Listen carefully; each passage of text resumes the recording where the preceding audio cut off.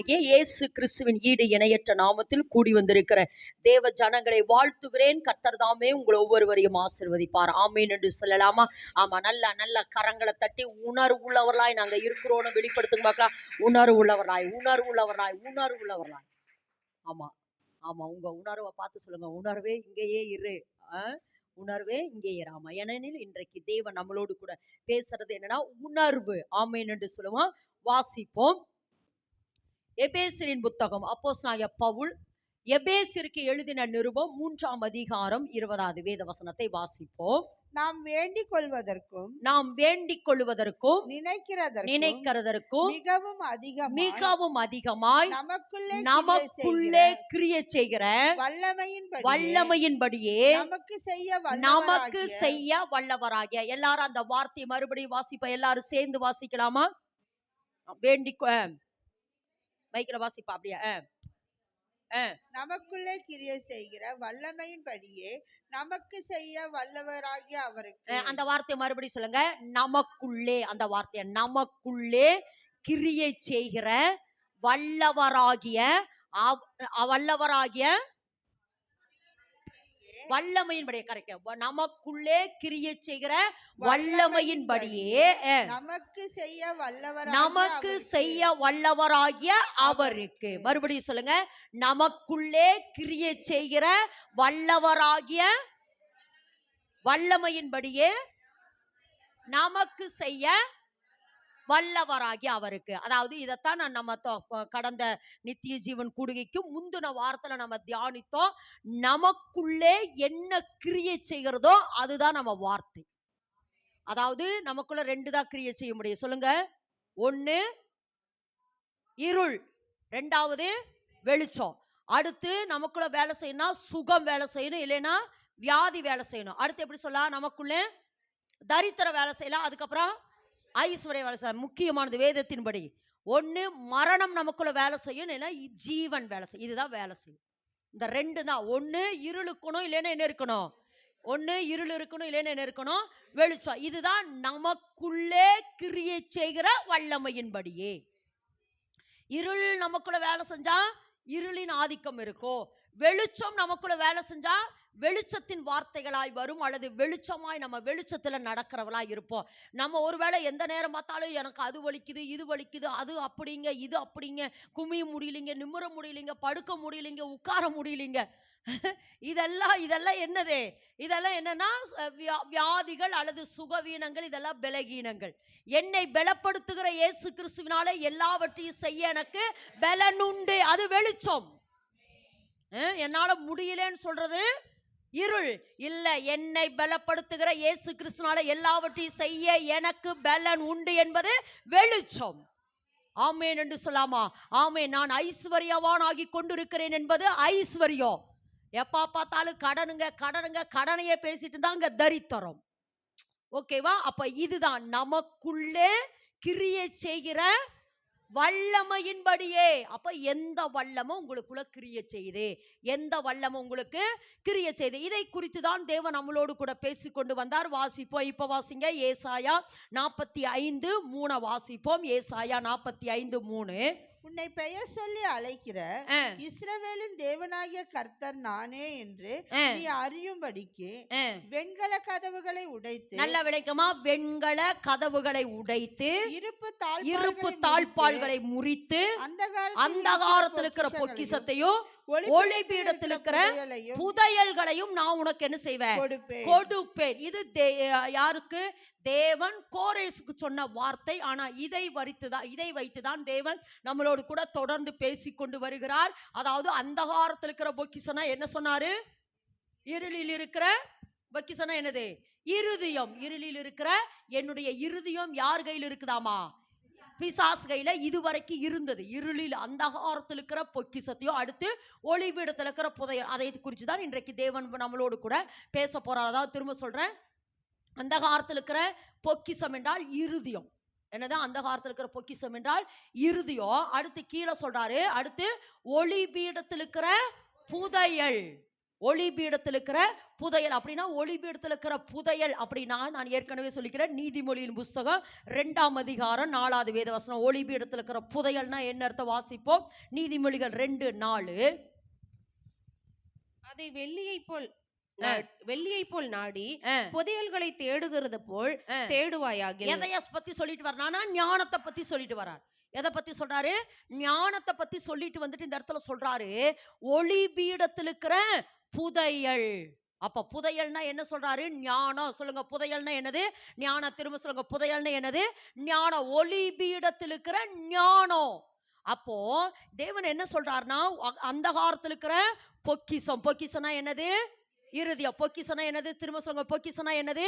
இருதயம். அடுத்து ஒளிபீடத்தில் இருக்கிற புதையல், ஞானம். அதாவது என்ன சொல்ல வரார் அப்படின்னா, அந்த பொக்கிசம் என்பது ஐஸ்வரியத்துக்கு அடையாளம்.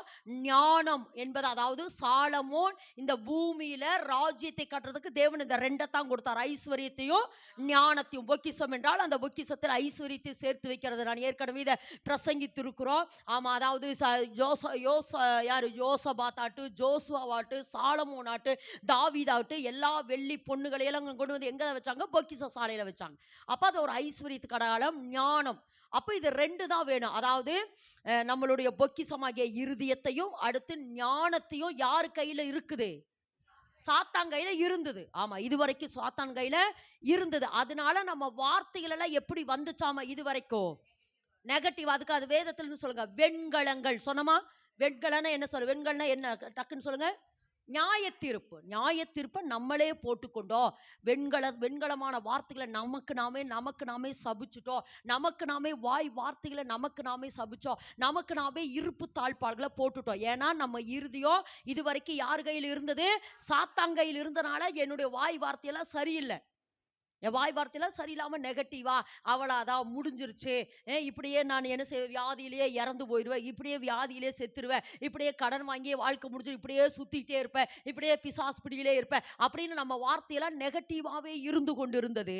ஆனா இன்னைக்கு அதை தேவன் எப்படி மீட்டெடுக்கிறார் என்பதை குறித்து தான் தேவன் நம்மளோடு கூட பேசுகிறார். ஆமென் என்று சொல்லலாமா? இனி நம்மளுடைய வார்த்தைகளை நிச்சயமாய் ஆண்டவர் டிரான்ஸ்ஃபர்மேஷன் பண்ண போகிறார். அல்லது இனி நமக்கு ஜீவனுள்ள வார்த்தைகளை தான் நம்ம பேச போறோம். ஏன்னா இன்னைக்கு நம்மளை டச் பண்ண போற இடம் என்னன்னா உணர்வு. என்னவாமா? உணர்வு. எப்படியாமா உணர்வு? நான் திரும்பவும் சொல்றேன், நம்ம ஆவியில என்னென்னவெல்லாம் இருக்கு? நமக்குள்ள 3 பகுதி, ஆவி, ஆத்துமா, சரீரம். ஆவியில என்னென்ன இருக்குது? ஐக்கியம், மனசாட்சி, உள்ளுணர்வு. இதுதான் ஆவி. ஆத்துமாவில் என்னென்ன இருக்குது? மனம், அறிவு, சிந்தை, சித்தம், உணர்ச்சி, நினைவு, இருதயம். அந்த இருதயத்தில் இருக்கிறதா அப்படியே அந்த மனதுல, அப்படியே சிந்தையில, அப்படியே உணர்ச்சிகளில, அடுத்து சிந்தையில, நினைவு, இருதயம், அறிவுல, இதெல்லாம் இந்த இருதயத்துக்குள்ள இருந்து தான் வெளியே வருது. இருதயத்துக்குள்ள என்ன வருது? வெளியே வருது. ஆனா இன்னைக்கு ஏசப்பாவுடைய ரத்தத்தினாலே, சொல்லுங்க, ஏசப்பாவுடைய ரத்தத்தினாலே எது சுத்திகரிக்கப்பட்டுருச்சுன்னு விசுவாசிக்கிறோம்? இருதயம். ஆமென் என்று சொல்ல. அதனால்தான் கடந்த வாரத்தில் அந்த மகா பரிசுத்த அந்த ரத்தத்தை குறித்து ரொம்ப பாடி எங்களுடைய பொக்கிசமாகிய எங்க இருதயம் அந்த காலத்துக்குள்ள இருக்குது ஆண்டவரே, எங்களுடைய இருதயமாகிய பொக்கிசத்தை உங்களுடைய ரத்தத்தினாலே கழுவி என்னவங்க சுத்திகரிங்கன்னு சொல்லி. ஆமா, எத்தனை பேர் விசுவாசிக்கிறீங்க இருதயம் சுத்திகரிக்கப்பட்டுச்சுன்னு? ஓகே, இந்த பிளேஸ யார் செய்யறானா? ஏசப்பா அவருடைய ரத்தத்தினாலே சுத்திகரிக்கிறார். ஆனா இந்த உணர்வு இருக்கு பாத்தீங்களா? அதான் சாரி இந்த எது ஆவி. ஆவி யாருடைய பிளேஸ் அப்படின்னு சொன்னா, ஆவியானவர் டச் பண்ற பிளேஸ். யாருடைய பிளேஸ் அது? ஆவியானவர் டச் பண்ற பிளேஸ். ஆவியானவர் டச் பண்ற பிளேஸ். அதாவது திரும்ப சொல்றேன், இந்த ஐக்கியம், மனசாட்சி, உள்ளுணர்வு யாருடைய கண்ட்ரோல்னா, ஆவியானவருடைய கண்ட்ரோல். யாருடைய கண்ட்ரோலு? ஆவியானவருடைய கண்ட்ரோலு. இந்த மனம், அறிவு, சிந்தை இதெல்லாம் ஏசப்பா ரத்தத்தினாலே சுத்திகரிக்கப்படணும். இதெல்லாம் என்ன பண்ணணும்? சுத்திகரிக்கப்படணும். இது சுத்திகரிக்கப்பட்டாதான் இத்தனை நாள் ஏசப்பா நமக்குள்ள ப்ராசஸ் பண்ணாரு. ஏன்னா நான் எப்பவுமே சொல்லுவேன், நான் ஒரு முறை இதை சொல்லியிருக்கிறேன். அதாவது இதை ஒரு இமேஜா நான் உங்ககிட்ட சொல்லியிருக்கிறேன் ஏற்கனவே. அதாவது ஆதாம் ஏவாள்கிட்ட தேவன் இந்த பூமியை தந்தாரு. ஆனா ஆதாம் ஏவாள் யார் கையில கொடுத்துட்டாங்க?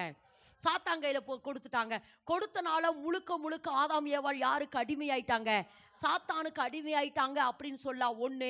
இல்லைன்னா எப்படி சொல்லலாம், தேவனோடு கூட இருக்கிற அந்த உறவு அவங்களுக்கு துண்டிக்கப்பட்டுருச்சு, அல்லது தேவ சாயல் அவங்க என்ன பண்ணிட்டாங்க, இழந்துட்டாங்க. இதையெல்லாம் நினைச்சு தேவன் ஒரு நாள் அப்படியே சோகமா இருக்கிற பொழுது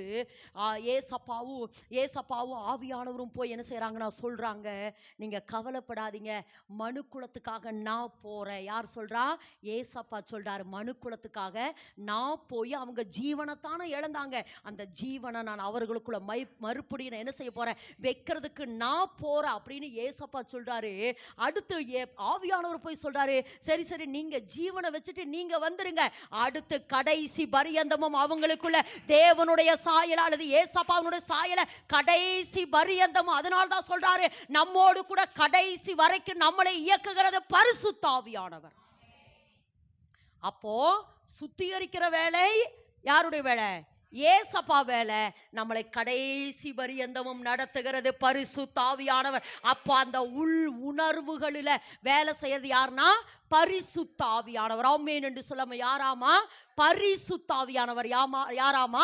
பரிசுத்த. அப்படி ஒரு மனுஷனை குறித்து இந்த இடத்துல நம்ம என்ன செய்ய போறோம், ஒரு மனுஷனை வைத்து ஆவியானவர் நம்மளோடு கூட பேசுகிறாரு. அதாவது எதுக்கு இதை சொல்றேன்னா, இந்த இடத்துல பரிசுத்த ஆவியானவர் தான் வேலை செய்யறாரா அப்படிங்கிறதுக்காக ஒரு காரியத்தை சொல்லி தொடர்ந்து ஆவியானவர் நம்மளோடு கூட பேச போறார். இந்த இடத்துல வாசிப்போம் சாலமோனை குறித்து வாசிக்கிற பொழுது வாசிப்போம் 1 ராஜாக்களின் புஸ்தகம் 3ஆம் அதிகாரம் 5வது வேத வசனத்தை வாசிப்போம். 5 9 வரைக்கும் வாசிங்க. 5 9 வரைக்கும். கிபியோனிலே கர்த்தர் சாலமோனுக்கு ராத்திரியிலே சொப்பனத்திலே தரிசனமாகி, நீ விரும்புகிறதை என்னிடத்தில் கேள் என்று தேவன் சொன்னார்.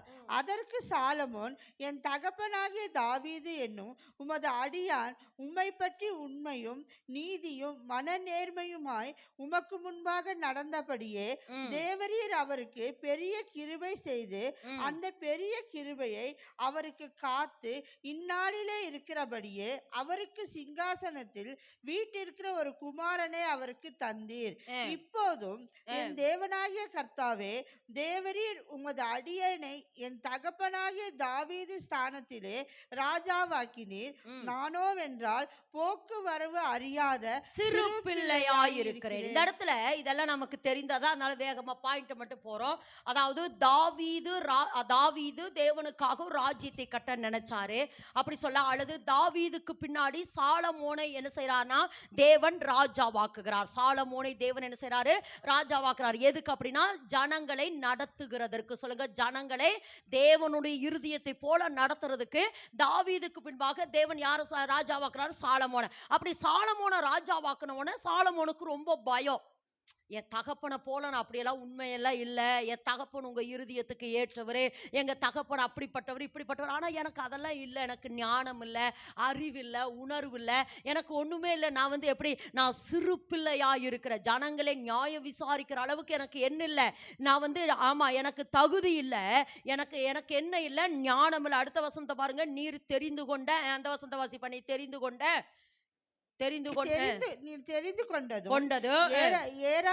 ஏராளத்தினால் எண்ணிக்கைக்கு அடங்காததும் லக்கத்துக்கு உட்படாததுமான திரளான ஜனங்களாகிய உமது ஜனத்தின் நடுவிலே அடியேன் இருக்கிறேன்.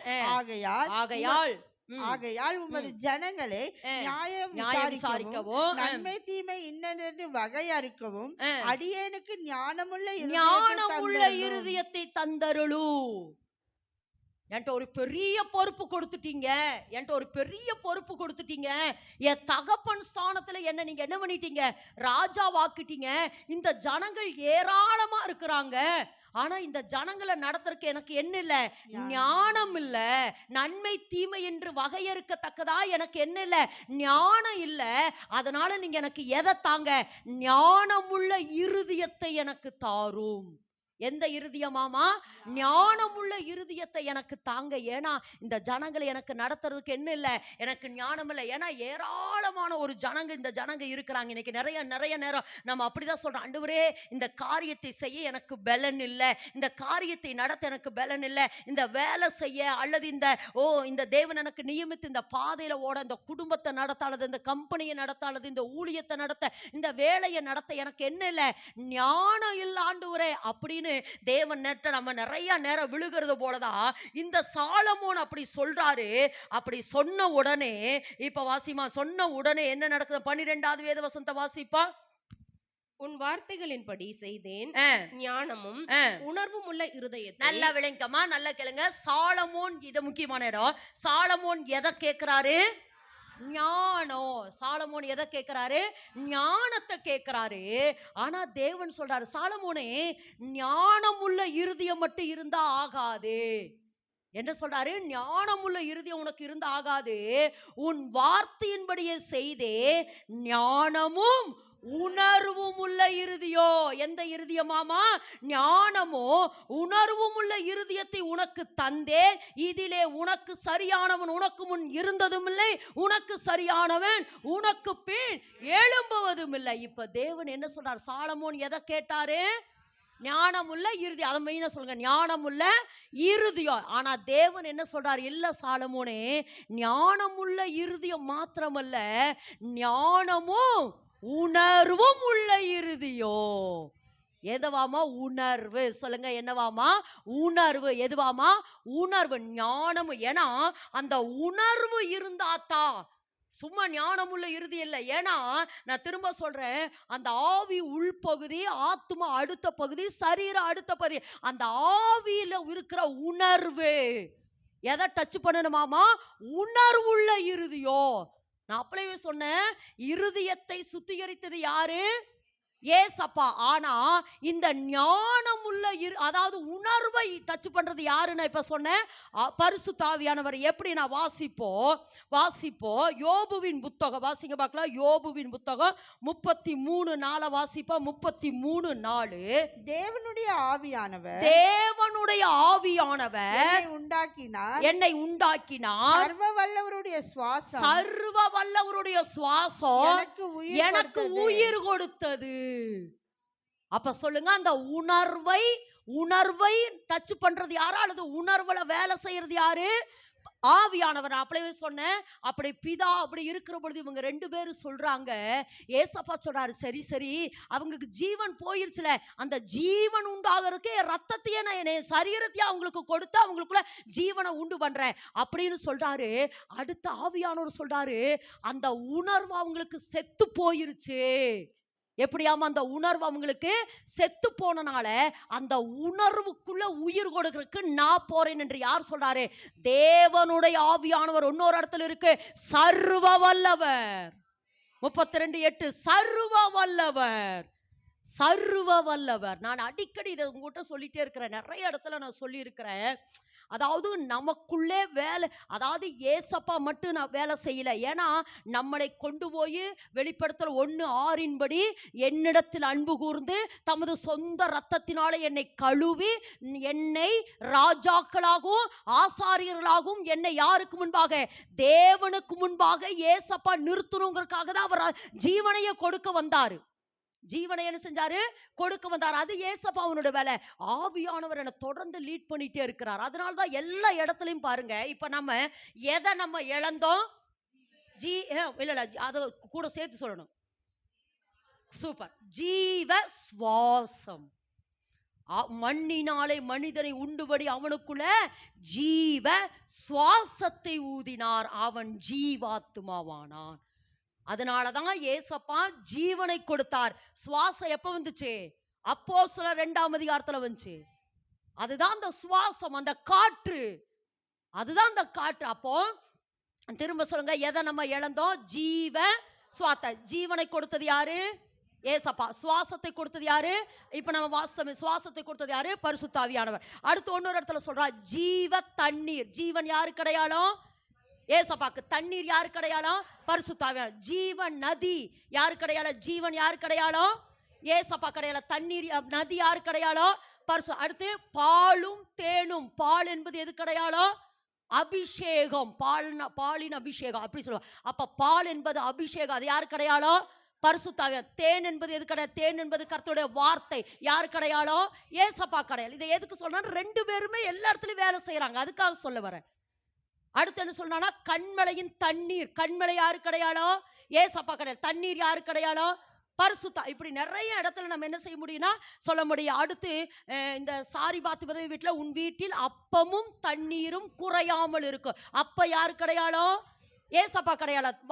அப்பமும் தண்ணீர். தண்ணீர் யாரு கிடையாளோ? பாருங்க, அப்போ தொடர்ந்து தான் ரெண்டு பேருமே வேலை செய்யறாங்க. நம்மளை தேவனுக்கு முன்பாக நிறுத்தணுங்க, அதுதான் அவங்களுடைய வேலை. நம்மளை கொண்டு போய் குற்றமற்றவளாய் தேவனுக்கு முன்பாக நிறுத்தணும். அதுதான் ஆமா, தேவனுக்கிட்ட இவங்க ஆவியானவரும் ஏசப்பாவும் செய்திருக்கிற உடன்படிக்கை. கவலைப்படாதீங்க, இவங்களை கொண்டு வந்து உமக்கு முன்பாக நீங்க எப்படி ஆதாம் ஏவாளை உண்டு பண்ற பொழுது உங்க சாயல் இருந்ததோ அதே சாயலோட கொண்டு வந்து நிறுத்துற வரைக்கும் அவங்களுக்குள்ள நான் வேலை செஞ்சுட்டே இருப்பேன். நானும் ஆவியானவரானது ஆவியானவரும் ஏசப்பாவும் நமக்குள்ள வேலை செய்து கொண்டே இருப்பாங்க. அப்ப இந்த இடத்துல சொல்லுங்க, பொக்கிசத்தை யாரு வேலை செஞ்சது? பொக்கிசத்தை பெண்களை, ஆமா, அந்த காலத்துல இருக்கிற பொக்கிசத்துக்குள்ள வேலை செஞ்சது யாரு? ஏசப்பா. எதனால? ரத்தத்தை கொண்டு. அடுத்து இப்ப அந்த காலத்துல பொக்கிச விடுதலை ஆயிடுச்சு. இப்போ உணர்வு. எதை டச் பண்ணணும்? திரும்ப சொல்லுங்க, உணர்வு. இப்ப நீங்க எல்லாரும் எங்க நிக்கணும்? உணர்வுல நிக்கணும். உணர்வு எங்க இருக்குது? ஆவிக்குள்ள. நல்லா சொல்லுங்க, உணர்வு எங்க இருக்குது? ஆவிக்குள்ள இருக்கு. அதுதான் அதனால்தான் டீப் இன்னர் சொல்லலாம். அதனால்தான் இன்னைக்கு ஆராதனை வேளையில சொன்னாரு, ஆழத்தை நோக்கி. ஆழம், அதான் அந்த உணர்வுகள் நல்லா முடியுமா? நம்ம இன்னைக்கு இன்னும் அப்படியே உள்ள போக போக உண்மையா சொல்றேன், நான் நிறைய நேரங்கள் அதை ஃபீல் பண்றேன். ஏசப்பா துக்கப்படுறதை ஃபீல் பண்ண, அதுதான் உணர்வு. ஏசப்பா துக்கப்படுறதை நம்மளால ஃபீல் பண்ண முடியும். ஏசப்பா என்னமோ என்கிட்ட பேச விரும்புறாரு. ஏசப்பா என்கிட்ட பேச விரும்புறாரு. நான் ஒரு முறை சொல்லியிருக்கேன். ஒரு நாள் நான் மத்தியானம் சண்டே ஒரு நாள் நான் சமைச்சிட்டு இருக்கிற பொழுது என் நாவல் அப்படியே அந்நிய பாஷை பேசிட்டே இருக்கிறேன். ஆவியானவர் என்கிட்ட பேச சொல்றாரு. நான் அப்படியே பேசுறேன் பேசிட்டே இருக்கிறேன். அப்படி பேசிட்டே இருக்கிறேன். ஆனா என்னமோ ஆவியானவர், ஏன்னா நான் அடிக்கடி சொல்லிக்கிறேன், நம்ம அந்நிய நல்ல விளைங்க அந்நிய பாஷை நம்மளை பேச சொல்றாருன்னா என்னமோ ஆவியானவர் நம்மகிட்ட பேசிட்டு இருக்கிறாருன்னு அர்த்தம். அது உடனே உங்களுக்கு வெளிப்படாது, உடனே என்ன செய்யாது? வெளிப்படாது. ஆனா ஏதாவது ஒரு கிரிட்டிக்கல் நேரத்துல அது என்ன பேசினாருன்னு உங்களுக்கு சொல்லப்படும். என்ன பேசினார்னு. அப்ப நான் அப்படியே அந்நிய பாஷையில பேசிட்டே இருக்கிறேன். நான் பேசி முடிச்சுட்டேன், சமைச்சிட்டேன், நான் என்ன பண்ணிட்டோம், சாப்பிட்டோம், தூங்கினோம். அப்போ நான் என்ன செஞ்சோம், சாயந்தரம் நேரம் நானும் என் கணவனும் என்ன செஞ்சோம், ஊழியத்துக்கெல்லாம் போயிட்டு மறுபடியும் நைட்டு வந்து சோபாவில் உட்கார மறுபடியும் அதே அந்நிய பாஷை வருது. அப்போ நான் விளங்கிட்ட, என்னமோ ஆவியானவர் என்கிட்ட பேச விரும்புகிறான். உடனே ஜபரூமுக்கு போயிட்டேன். என்னமோ உடனே நான் என்ன என் ஜபரூமுக்கு போன உடனே தான் அப்போ தான் கர்த்தர் அந்த வார்த்தை சொன்னார். கிட்டத்தட்ட இது ஒரு 10-12 வருஷத்துக்கு முன்னாடி நடந்த ஒரு சம்பவம். அதாவது பிரதமர் ஒருவர் அதாவது இந்த அதெல்லாம் யோகாவை சட்டமாக கொண்டு வரணும், பிள்ளைகளுக்கு வந்து பாடமாக கொண்டு வரணும்னு சொல்லி ஒரு இடம் இருந்து தெரியுமா? அது ஒரு நாள் இருந்து அப்போ அந்த சமயம் அப்போ என்கிட்ட சொல்றாரு. ஆனால் இது நடக்கிறதுக்கு முன்னமே என்கிட்ட சொல்றாரு. நான் ஜெபிச்சுட்டு இருக்கிற இந்த வார்த்தை வருது, பாழாக்கும் அருவருப்பு. அந்த அந்நிய பாஷை என்னுடைய அர்த்தத்தை சொல்றார், பாழாக்கும் அருவருப்பு. அப்புறம் எங்க இருக்குன்னு பார்த்தா தானியேல் இருக்குது. பாழாக்கும் அருவருப்பு அப்படின்னு என்னன்னா, ஆசாரியர்களுக்கு பன்றி இறைச்சியை கொடுத்த, ஆலயத்துக்குள்ள வச்சு ஆசாரியர்களுக்கு பன்றி இறைச்சி கொடுத்ததான் பாழாக்குற அருவருப்பு. அப்ப ஏசப்பா என்று சொல்றார், பாழாக்குற அருவருப்பு தேசத்துக்குள்ள வருது, கடிந்து ஜோமனி. பாழாக்குற அருவருப்பு தேசத்துக்குள்ள வருது, கடிந்து ஜோமன். அப்படியே ஜோமனி அப்படியே அதை கடிந்து ஜோமன். அதுக்கப்புறம் தான் தெரியுது இப்படி ஒரு சட்டம் வரப்போகுது, இப்படி பிள்ளைகளுக்கு யோகாவை குறித்ததான அந்த காரியத்தை சொல்லி கொடுக்கணும்னு ஒரு பாடம், அப்படியே ஒரு சப்ஜெக்டா இது வரப்போகுதுன்னு அதுக்கப்புறம் தான் தெரிஞ்சு. அதுக்கப்புறம் அதை கடிந்து ஜோம்னால அதுக்கப்புறம் வரவே இல்லை. அது என்ன செய்யல, அது வந்து ஆமா பிள்ளைகளுக்கு அதை பெரிய பாடமா கொண்டு வரல. இதை எதுக்கு இதை சொல்ற அப்படின்னா, இதுதான். அப்போ எதுக்கு இதை சொல்றேன்னா, ஆவியானவர் என்று நம்மகிட்ட ஏதோ பேச விரும்புறாரு.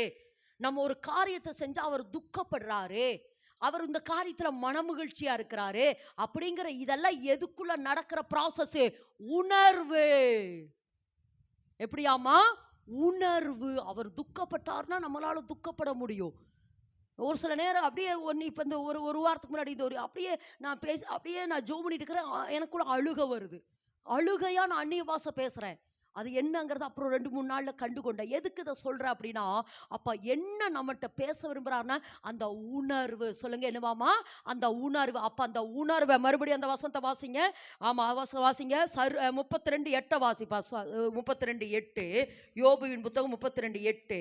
ஆனாலும் மனுஷரில் ஒரு ஆவி உண்டு, ஆவி உண்டு, சர்வ வல்லவருடைய சுவாசமே. நல்ல விளைக்குமா? சர்வ வல்லவருடைய சுவாசமே அவர்களை உணர்வுள்ளவர்களாக்கோ. நான் திரும்ப சொல்றேன், அந்தகாரத்தில் இருக்கிற பொக்கிஷத்தை சுத்திகரித்தது யாருடைய வேலை? ஏசப்பா வேலை. அந்த ஆவிக்குள் இருக்கிற உணர்வை உணர்வுள்ளவர்களாக்குறது யாருடைய வேலை? யாருடைய வேலை? ஆவியானவருடைய வேலை. அதாவது ஆதியாகமம் 1-2 வரைக்கும் ஆதாமினுடைய உணர்வுகள் தேவனோட இணைஞ்சிருந்தது. ஆதாமுடைய உணர்வுகள் தேவனோடு கூட என்ன பண்ணுச்சு? இணைஞ்சிருந்தது. ஆனா ஆதாம் எப்ப அந்த பழத்தை சாப்பிட்டாரோ அதுக்கப்புறம் அந்த உணர்வு என்ன ஆயிடுச்சுன்னா செத்து போச்சு. அந்த உணர்வு என்ன ஆயிடுச்சு? அந்த உணர்வு என்ன ஆயிடுச்சு? செத்து போச்சுன்னு சொல்றதை விட அந்த உணர்வுக்குள்ள என்ன வந்துருச்சுன்னா இருள் வந்துருச்சு. இத்தனை நாள் அந்த காலத்துல இருக்கிற நம்ம இருதயம் அந்த காலத்துல இருந்தது.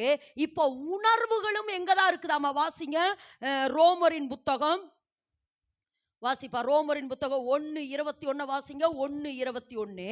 அவர்கள் தேவனை அறிந்தும், அவர்கள் நல்லா விளங்குமா? அவர்கள் தேவனை அறிந்தோ அவரை தேவன் என்று மகிமைப்படுத்தாமலும் ஸ்தோத்திரியாமலும் இருந்து தங்கள் சிந்தனைகளினாலே வீணரானார்கள்.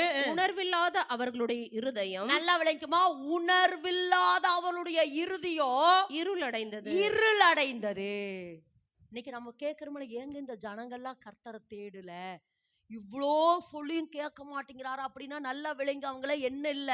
உணர்வு இல்ல. அந்த உணர்வுல என்ன இருக்குது? இருள் இருக்குது. இத்தனை நாள் சொன்னோம் அந்த காலத்துல இருக்கிற பொக்கிஷம் நம்ம இருதயம் மட்டும்தான் இருளுக்குள்ள இருந்தது நம்ம நினைச்சோம். ஆனா இந்த இடத்துல வாசிக்கிறோம், இந்த உணர்வுகளுக்குள்ள என்ன இருக்குதாமா? இருள் இருக்குது. இப்ப தெரியுதாமா? ரட்சிக்கப்படும் உளுந்து ஜெபம் பண்றோமே, எங்க என்னவாமா இருள் அடைஞ்சு கிடக்குது. ஆனா ஒண்ணு கிருபையா சொல்றோமா, அதெல்லாம் மீட்டெடுக்கிற கிருபையா கத்த நமக்கு தருவாருமா. அந்த அதிகாரத்தை தான் இன்னைக்கு தரப்போறான். அவங்க இறுதி எப்படி கிடக்குதாமா? 31 வாசிப்பா. 31. உணர்வில்லாதவர்களுமாய் உடன்படிக்கைகளை மீறுகிறவர்களுமாய். இவங்கள எப்படி இருக்கிறாங்கமா? உணர்வில்லை. என்னவாமா? உணர்வில்லை. அடுத்து இவங்க எப்படிப்பட்டவங்க? உடன்படிக்கை மீறுகிறவங்க. சுவாப அன்பில்லாதவர்கள். அதெல்லாம் தெரியுதாமா? இதுக்கு இத்தனை நாள் மண்டை ஓடிச்சிருந்த, ஏங்க என்னை நேசிக்கல, ஏங்க இப்படி இருக்கிறாரு, ஏங்க அப்படி இருக்கிறாரு. ஏன்னா வேறே நல்லாலையே. எப்படியாமா? வேறே நல்லாலையே.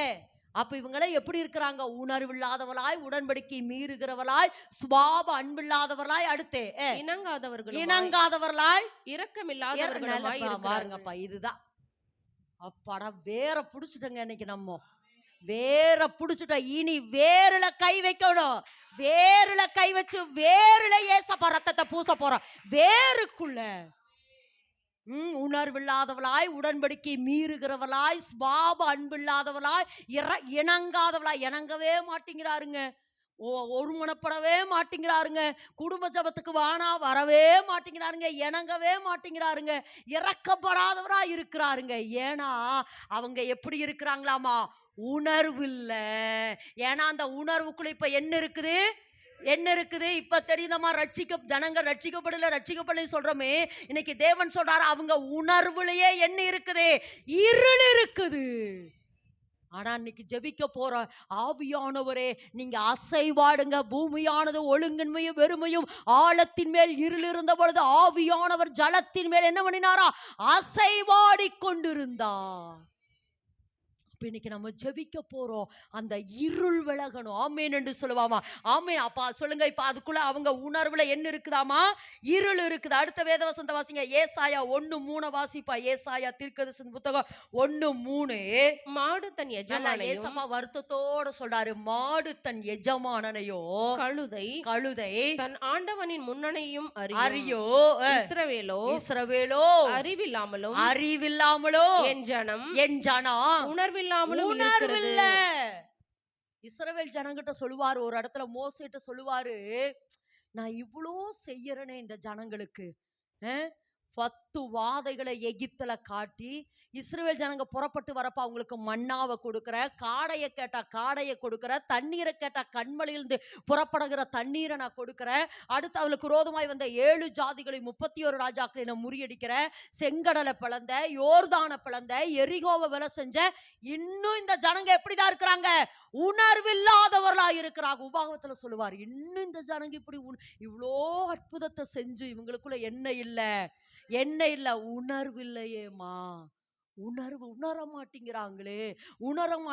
இன்னொரு வேத வசனத்தை வாசிங்க, எபேசியர் 4:19, 18, 19 வாசிமா. 18, 19. எபேசியர் 4:18-19. அவர்கள் புத்தியில் அந்தகாரப்பட்டு, நல்ல விளக்கமா, புத்தியில் அந்தகாரம் என்னது? அந்தகாரனா பயப்படுறீங்களா? சொல்லுவோம், அந்தகாரம் என்னது? இருள்பா. அந்தகாரத்தில் இருக்கிற பொக்கிசம், அதைத்தான் அப்படியே தியானிச்சோம். இப்போ அதாவது பொக்கிசம் மட்டும் அந்தகாரத்தில் இல்லை, எதுவும் அந்தகாரம் இருக்குது, புத்தியோ, அந்த உணர்வு. வாசிமா. அவர்கள் புத்தியில் அந்தகாரப்பட்டு தங்கள் இருதய கடினத்தினால் தங்களில் இருக்கும் அறியாமையினாலே தேவனுடைய ஜீவனுக்கு அந்நியராய் இருந்து. நல்ல விளங்கமா, எனக்கு ரொம்ப இந்த இடத்துல புரிஞ்சு, தேவனுடைய ஜீவனுக்கு இவங்க எப்படி இருக்கிறாங்க? அந்நியரா இருக்கிறாங்க. உணர்வில்லாதவர்களாய் சகல அசுத்தங்களையும் ஆவலோட எப்படியாமா நடப்பிக்கிறாங்க, தங்கள் காம விகாரத்துக்கு ஒப்பு கொடுத்திருக்கிறார்கள். போது இந்த இடத்துல வாசிக்கிறோம், எப்படியாமா? அதாவது தவறு செய்ய, அல்லது தேவனுக்கு விரோதமான காரியத்தை செய்ய, அல்லது இந்த கொலை செய்யறதாகட்டும், சண்டை போடுறதாகட்டும், அல்லது குடிக்கிறதாகட்டும், தேவனுக்கு விரோதமான காரியத்தை எப்படி செய்யறாங்களா? ஆவலோட செய்யறாங்க. எப்படி செய்யறாங்களா?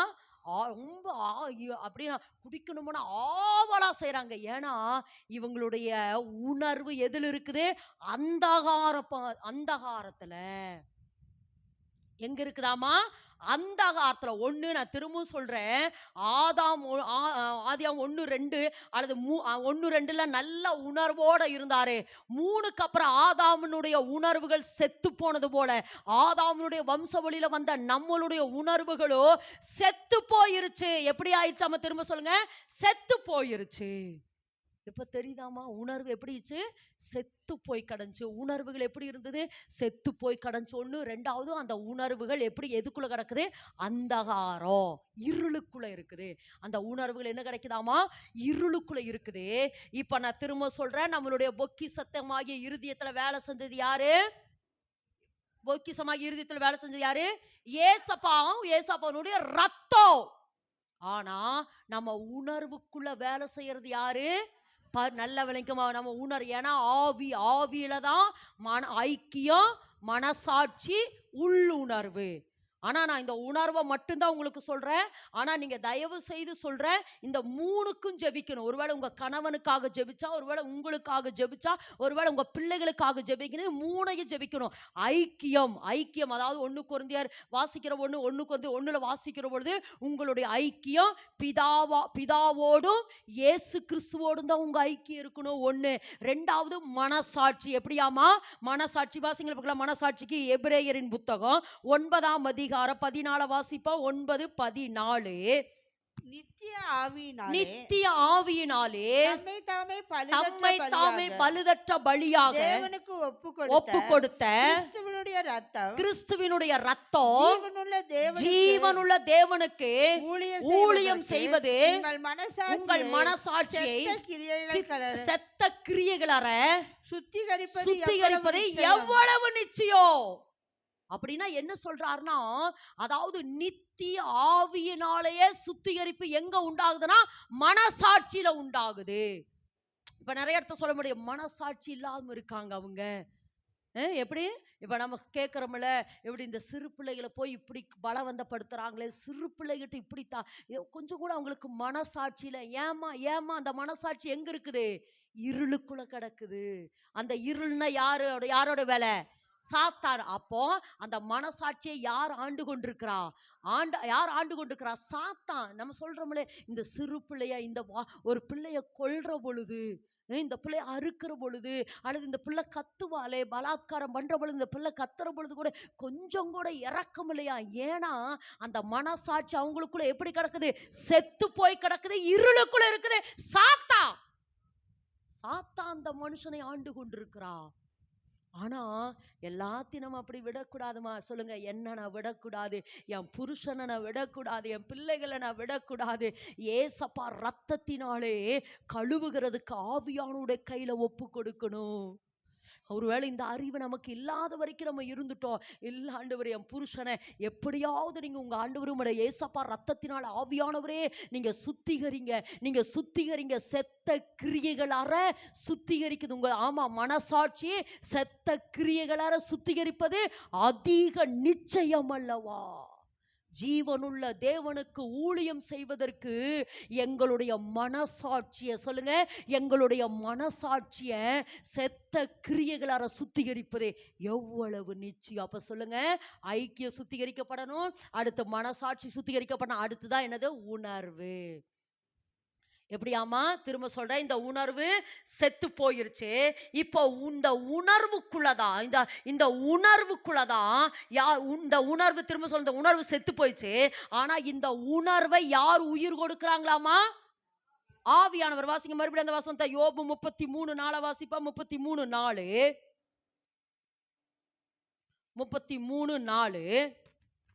தேவனுடைய ஆவியானவர். நல்ல விளக்கமா, இது யாருடைய ஆவி? யாருடைய ஆவி? தேவனுடைய ஆவி. ஆவியானவர் என்னை உண்டாக்கினார். சர்வ வல்லவருடைய சுவாசம் எனக்கு உயிர் கொடுத்தது. எனக்கு என்ன பண்ணுச்சாமா? உயிர் கொடுத்தது. எந்த இடத்துனா உணர்வு. ஏன்னா திரும்ப சொல்றேன், ஆதாம் பழத்தை சாப்பிட்டதுக்கு அப்புறம் அல்லது இந்த பூமியில நான் பிறந்ததுக்கு அப்புறம் என்னுடைய உணர்வு என்ன ஆயிடுச்சுன்னா செத்து போயிருச்சு. ஆனா எனக்கு உயிர் கொடுக்கிறது யாரு? எனக்கு உயிர் கொடுக்கிற பரிசுத்த ஆவியானவர். எனக்கு திரும்ப சொல்லுங்க, எனக்கு உயிர் கொடுக்கிறாரு. சொல்லுங்க, எனக்கு என்ன கொடுக்கிறாரு? செத்து போன என்னுடைய உணர்வுல, சொல்லுங்க, செத்து போன என்னுடைய உணர்வுல, அந்தகாரத்துக்குள்ள என்னுடைய உணர்வுகளில எனக்கு உயிர் கொடுக்கிறது யாரு? பரிசுத்த ஆவியானவர். 32:8 வாசிமா. 32:8 ஆனாலும் மனுஷரில் ஒரு ஆவி உண்டு, சர்வ வல்லவருடைய சுவாசமே அவர்களை என்ன பண்ணாச்சாமா? உணர்வுள்ளவராக்கு. திரும்ப சொல்றேன், என்னுடைய உணர்வு முதல்ல ஆதாம் ஏவாளோடு கூட, ஆமா, ஆதாம் ஏவாள் தேவனோடு கூட என்ன பண்ணிட்டு இருந்தாங்க? ஆமா, என்ன பண்ணிட்டு இருந்தாங்க? உலாவி கொண்டிருந்தாங்க. ஒருவேளை ஆதாம் தாங்கன்னு சொல்லாதீங்க, ஏன்னா ஆதாமை படைக்கிற பொழுது, இதை திரும்ப சொல்லிட்டு இருக்கிற 1 கொரிந்தியர் 15:22 நினைக்கிறேன். ஆமா, அதாவது ஆதாமை உண்டு பண்ற பொழுதே நானும் ஆதாமுக்குள்ள இருந்தேன். எப்படி? ஆமா, நானும் ஆதாமுக்குள்ள இருந்தேன். அப்போ என்னுடைய உணர்வு முதல்ல உயிரோட தான் இருந்தது. ஆதாம் பழத்தை சாப்பிட்டதுக்கு அப்புறம் என்னுடைய உணர்வு என்ன ஆயிடுச்சு? செத்து போயிருச்சு அப்படின்னு சொல்லலாம். அல்லது என்னுடைய உணர்வு எதுக்குள்ள போயிருச்சு? இருளுக்குள்ள போயிடுச்சு. ஆனா இப்ப என்ன நடக்குதுன்னா, என்னுடைய பொக்கிஷத்தை சுத்திகரிச்சதுக்கு அப்புறம் அடுத்த ப்ராசஸ் என்ன தெரியுமா நடக்குது? என்னுடைய உணர்வுகளை அவர் என்ன செய்யறாரா? உயிர் கொடுக்கிறாரு. முதல்ல என்னுடைய உணர்வுக்குள்ள என்ன வருது? சொல்லுங்க, என்னுடைய உணர்வுக்குள்ள என்ன வருது? திரும்ப என்னுடைய உணர்வு என்ன ஆகுது? உயிரோட சொல்லுமா, உயிரோட சொல்லுங்க. உங்களுடைய உணர்வுகள் இப்ப என்ன ஆகுது? இந்த உயிர் வல்ல. நல்லா சொல்லுமா, இன்னும் உறுதியா சொல்லுமா. அதாவது நேத்து சொன்னாரு, உணர்வின் பூரண நிச்சயம் அப்படின்னாரு. அப்படின்னு என்னன்னா, அந்த கான்பிடென்ட்டா இருக்கணும். அந்த உணர்வுல நீங்க எப்படி இருக்கணும்? ஆமா, ஸ்ட்ராங்கா இருக்கணும். உணர்வின் பூரண நிச்சயம். இப்ப சொல்லுங்க, உங்களுடைய உணர்வுகளுக்குள்ள இப்ப என்ன வந்துருச்சு? இல்லம்மா, நல்ல உயிரா சொல்லுமா. நல்ல ஆமா, சகோதரியோட சொல்லுங்க. இன்னும் கொஞ்சம் நல்லா உற்சாகமா சொல்லுமா. உங்க உணர்வுக்குள்ள என்ன வந்துருச்சு? நல்ல அப்பாடா, இப்பதான் உயிர் வந்திருக்குது. சொல்லுங்க, மறுபடியும் சொல்லுங்க. உங்க உணர்வுகள் என்ன அடைஞ்சிருக்குதாமா? உயிர் அடைஞ்சிருக்குது. உயிர் அடைஞ்ச உடனே உணர்வு வந்துருச்சு. நல்லா கரந்தட்டுமா. உயிர் அடைஞ்ச உடனே உணர்வு. சர்வ வல்லவருடைய சுவாச காற்று எனக்குள் உயிர் கொடுத்தது. சர்வ வல்லவருடைய சுவாச காற்று எனக்கு என்ன பண்ணுச்சு? என் திரும்ப சொல்லுங்க, சர்வ வல்லவருடைய சுவாச காற்று எனக்கு என்ன பண்ணுச்சாமா? உயிர் கொடுத்தது. திரும்ப சொல்லுங்க, சர்வ வல்லவருடைய சுவாச காற்று எனக்கு என்ன பண்ணுச்சு? உயிர் கொடுத்தது. எனக்கு ஒரு சாட்சி ஞாபகத்திற்கு வருது.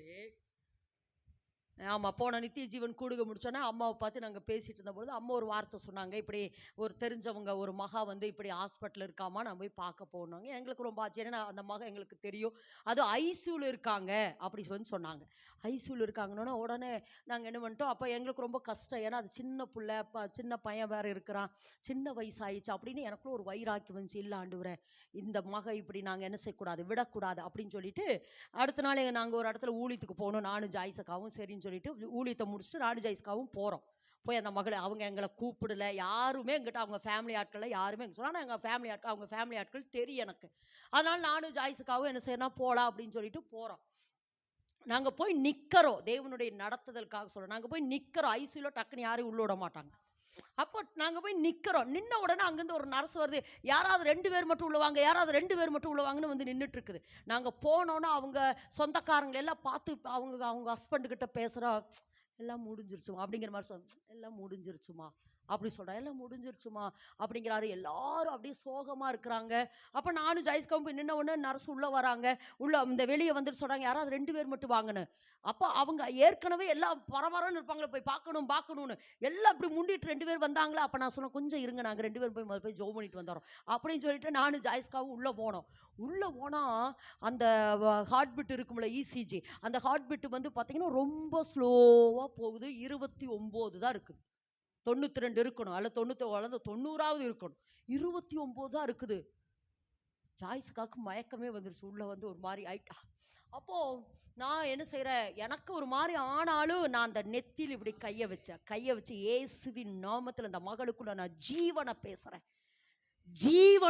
இந்த மகளுடைய எலும்பு நரம்பு தசையெல்லாம் இயேசுவின் நாமத்தினால என்ன ஆகட்டும், ஜீவன் அடையட்டும், உயிர் அடையட்டும் அப்படின்னு சொல்லிட்டு ஒரு 10 நிமிஷம் அவங்க சீக்கிரம் போங்க நாங்கள் ஒரு 10 நிமிஷம் இல்லை, ஒரு 3-4 நிமிஷம் தான் நின்று நல்லா என்ன செஞ்சோம், ஜீவனை பேசுகிறோம் அப்படின்னு பேசிட்டு நாங்கள் என்ன செஞ்சோம்னா ஜோ பண்ணிட்டு வெளியே வந்துட்டோம். வெளியே வந்தால் இவங்கெல்லாம் அவ முடிஞ்சிருச்சுங்க, ஆனால் வந்து சும்மா தான் வச்சுருக்குறாங்க, எப்படி சொல்லுவாங்களே, காசு பிடுங்கறதுக்கு வச்சுருக்காங்க அப்படின்னு, அந்த மாதிரி சும்மா தாங்க வச்சுருக்காங்க. இவங்க எல்லாம் நெகட்டிவை பேசுகிறாங்க. அப்போ உடனே என்ன செஞ்சேன், அவங்க வீட்டாட்களை ஒரு 2-3 பேர்த்த கூப்பிட்டு ஒருத்தர் வரல. ஒரே ஒரு சகோதரி மட்டும் வந்தாங்க. வாமா கொஞ்ச நேரம் போய் உட்காந்து, காரில் போய் உட்காந்து, ஏன்னா நாங்கள் அங்கே உட்காரக்கு வசதி இல்லை, காரில் வந்து உட்காந்து ஜெபிக்கலாம். நானும் ஜாய்சக்காவும் அந்த அவங்களுடைய ஃபேமிலியில் ஒரு மெம்பர் 3 பேர் உட்காந்து இயேசுவின் நாமத்தில் 2 காரியத்தை கத்த சொல்லி ஜெபிக்க சொன்னார். 1 பலவானின் கையிலிருந்து விடுதலை ஆக்குறேன்னு சொல்லி ஜெபினார். 1 2வது, ஏன்னா அந்த ஊழியத்துக்கு ஒப்பு கொடுத்து பைபிள் காலேஜ் படிச்சு நான் ஊழியம் தான் பண்ணுவேன்னு சொன்னது. அப்போ இப்படி எல்லாம் இருந்தனால ஆண்டவரே, அப்போ அவங்க ஃபேமிலி ஆட்கள்கிட்ட சொல்லிட்டு வந்துட்டேன், இறக்கத்தை மட்டும் கேட்டுட்டு இருங்கப்பா, இறக்கத்தை மட்டும் கேளுங்கன்னு. அப்போ நான் அவங்ககிட்ட சொல்லிட்டு வரேன், இங்கே பாருங்க, உங்களுக்கு ஜெபம் தேவைன்னு சொல்லுங்க, எனக்கு நைட்டெல்லாம் உட்காந்துடலாம், நைட்டெல்லாம் உட்காந்து ஜெபிக்கலான்னு சொல்லிட்டு வந்தேன். ஆனால் யாருமே எங்களை கூப்பிடல. ஆனால் நான் உள்ள இந்த 3 நாளாக நான் என்ன செஞ்சுட்டு இந்த சொல்லிட்டு, இந்த இயேசுவின் நாமத்தில் நான் ஜீவனை பேசுகிறேன், இயேசுவின் நாமத்தில் நான் ஜீவனை பேசுகிறேன், ஆண்டவரே நான் ஜீவனை பேசிட்டு வந்துட்டேன் அப்படின்னு சொல்லிட்டு என்ன சொல்லிட்டு வந்துட்டேன். ஆனால் ஒரு 2-3 நாள் கழிச்சு அவங்க, ஏன்னா என் தம்பி அதில் கொஞ்சம் இன்க்ளூட் அவனும் எல்லா வேலையும் பண்ணுறனால நான் அந்த தம்பிகிட்ட கூப்பிட்டு கேட்டேன். அதெல்லாம் நல்லாயி உட்காந்து பேசிட்டு பிரியாணி கேட்டுட்டு இருக்கிறாப்புலன்னு, பிரியாணி கேட்டுட்டு இருக்கிறாப்புல, நல்லா ஆயிட்டாப்புல. என்ன எங்கே கொண்டு வந்துடுவாங்க, ஆமாம் ரூமுக்கு இதை எதுக்கு சொல்கிறேன்னா, உயிர் கொடுத்ததுங்கிற நான் சர்வ வல்லவருடைய சுவாச காற்று அவர்களுக்குள்ள எப்படி கொடுத்ததாமா, உயிர் கொடுத்தது. சர்வ வல்லவருடைய சுவாச காற்று உயிர் கொடுத்தது. அப்போ முந்தா நேத்து ஒரு மகளுக்கு கேன்சர் அப்படின்னு சொல்லிட்டாங்க. அது வந்து ஒரு நம்ம சபைக்கு வர அவங்க ஒரு சகோதரி மூலமா எங்களை கூட்டிட்டு போனாங்க. அவங்களுக்கு கேன்சர்னு சொல்லிட்டாங்க, 4th ஸ்டேஜ். அப்போ அவங்க எல்லாத்துக்கும் நம்பிக்கை இல்லை, ஆனாலும் சரி சொல்கிறாங்களேன்ட்டு என்னை ஜெபத்துக்கு கூப்பிட்டாங்க. அப்போ நான் இது 2வது சாட்சி சொல்கிறேன். நானும் ஜாய்ஸுக்காக தான் போனோம், நைட்டு போனோம். அப்போ பார்த்தா சின்ன வயசு, அந்த மகளுக்கு சின்ன வயசு, 4th ஸ்டேஜ், எல்லாம் பரவிருச்சு அப்படின்னு சொல்லிட்டாங்க. அப்போ அந்த நான் ஜோ பண்ணுறேன், ஏன்னா அவங்க வந்து வேற மதத்தை சார்ந்தவனால டக்குன்னு நம்ம அதை எப்போ எடுங்க இதை எப்போ ஒன்றுமே பண்ண முடியாது. நம்ம போய் உட்கார்ந்து நல்ல ஏசப்பா கல்வாரி சிலுவை ரத்தத்துல வைக்கிற ஆண்டவரேன்னு சொல்லிட்டு அந்த மகளுக்காக நான் என்ன ஜெபம் பண்ற பொழுது அந்த பிரதர் அவங்க ஹஸ்பண்ட் சொல்றாரு, சிஸ்டர் அதாவது நாளைக்கு அவங்கள வந்து நான் ஹாஸ்பிட்டல் கூட்டிட்டு போகணும். அந்த செல்ஸ் வந்து 3 லட்சம் இருந்தாதான் தெரப்பி கொடுப்பாங்க, கீமோ தெரப்பி கொடுப்பாங்க. அந்த தெரப்பி கொடுக்கறதுக்கு அவங்களுக்கு என்ன இல்லை, செல்ஸ் இல்லை, 70,000 தான் இருக்குது. அந்த செல்ஸ் முதல்ல இன்க்ரீஸ் பண்ணணும்னு ஜெபிங்க. செல்ஸ் ஏன்னா இன்க்ரீஸே ஆகவே மாட்டேங்குது, ஏன்னா அவங்க நல்லாவே சாப்பிட மாட்டேங்கிறாங்க, இன்க்ரீஸ் ஆகல. அதனால நல்லா தெரப்பி கொடுக்கறதுக்கு அந்த செல்ஸ் இன்க்ரீஸ் ஆகணும்னு சொல்லி ஜெபிங்க அப்படின்னாங்க. அப்போ நாங்கள் 2 பேர் இணைஞ்சு நல்லா இயேசுவி நாமத்தில், ஏன்னா நாங்கள் முதல்ல அந்த வியாதியே இருக்கக்கூடாதுன்னு ஜெபிச்சுட்டு இருக்கிறோம். சரி ஆண்டவர் அவங்க சொல்றனால அந்த சென்ஸ் இன்க்ரீஸ் ஆகட்டும்னு சொல்லிட்டு ஜெபம் பண்ணிட்டு வந்துட்டோம். நேற்று அந்த பிரதர் கூப்பிட்டு, அவங்க ஒரு புறமதத்தார் தான். அப்போ நான் அந்த பிரதரை கூப்பிட்டு, எப்படி பிரதர் என்ன பிரதர் ஆச்சு அப்படின்னு, மெராக்கள்னு சொன்னார் அந்த பிரதர். ஆமாம், மெராக்கள். என் மனைவியினுடைய சரீரத்தில் கர்த்தர் அற்புதத்தை செஞ்சிருக்கிறாரு. நான் ஏசப்பா ஏசப்பா ஏசப்பான்ட்டே இருக்கிறேன். எதுக்கு சொல்றேன்னா, இன்னைக்கு கர்த்தர் சொல்றாருமா, இந்த உணர்வு உனக்குள்ள டிரான்ஸ்ஃபர்மேஷன் ஆயிடுச்சுன்னா நீங்க என்ன சொல்லுகிறீங்களோ கர்த்தர் அந்த வார்த்தையை அப்படியே உயிர் கொடுப்பாரு. சொல்லுங்க, சர்வ வல்லவருடைய சுவாச காற்று எனக்கு உயிரோட சொல்லுமா, சர்வ வல்லவருடைய சுவாச காற்று எனக்கு நல்லா நல்லா உயிரோட, சர்வ வல்லவருடைய சுவாச காற்று எனக்குள் உயிர் கொடுத்தது. சர்வ வல்லவருடைய, இனி என்னுடைய உணர்வுகள் உயிரடையும். என்னுடைய நல்ல நல்ல நல்ல வார்த்தைகளை சொல்லுங்க, உணர்வுகள், என்னுடைய உணர்வுகள் உயிரடையுது. என் உணர்வுகள் எல்லாம் இயேசுவின் நாமத்துல உயிரடையுது. என் உணர்வான உணர்வான உணர்வான இயேசு, என் உணர்வான உணர்வான உணர்வான இயேசு, என் உணர்வான இயேசு, என் உணர்வோடு கலந்து என் உணர்வே நான் உம்மை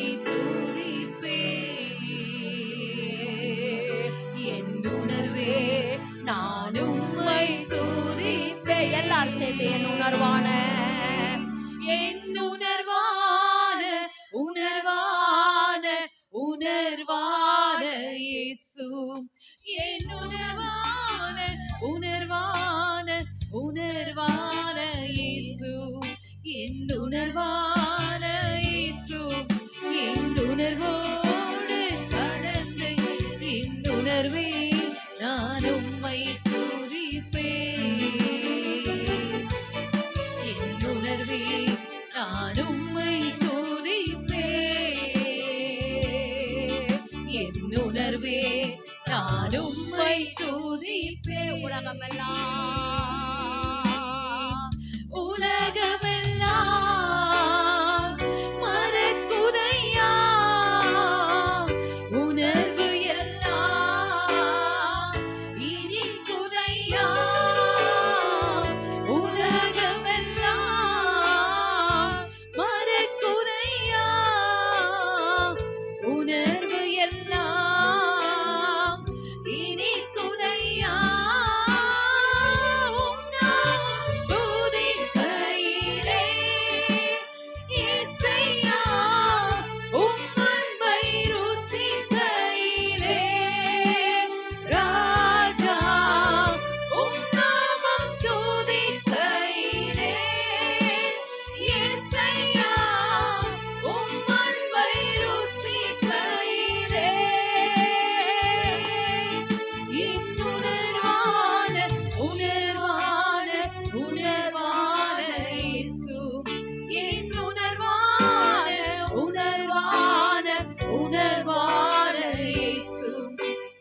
உணர்வான இயேசு, என் உணர்வோடு கலந்து என் உணர்வே நான் உம்மை துதிப்பேன்.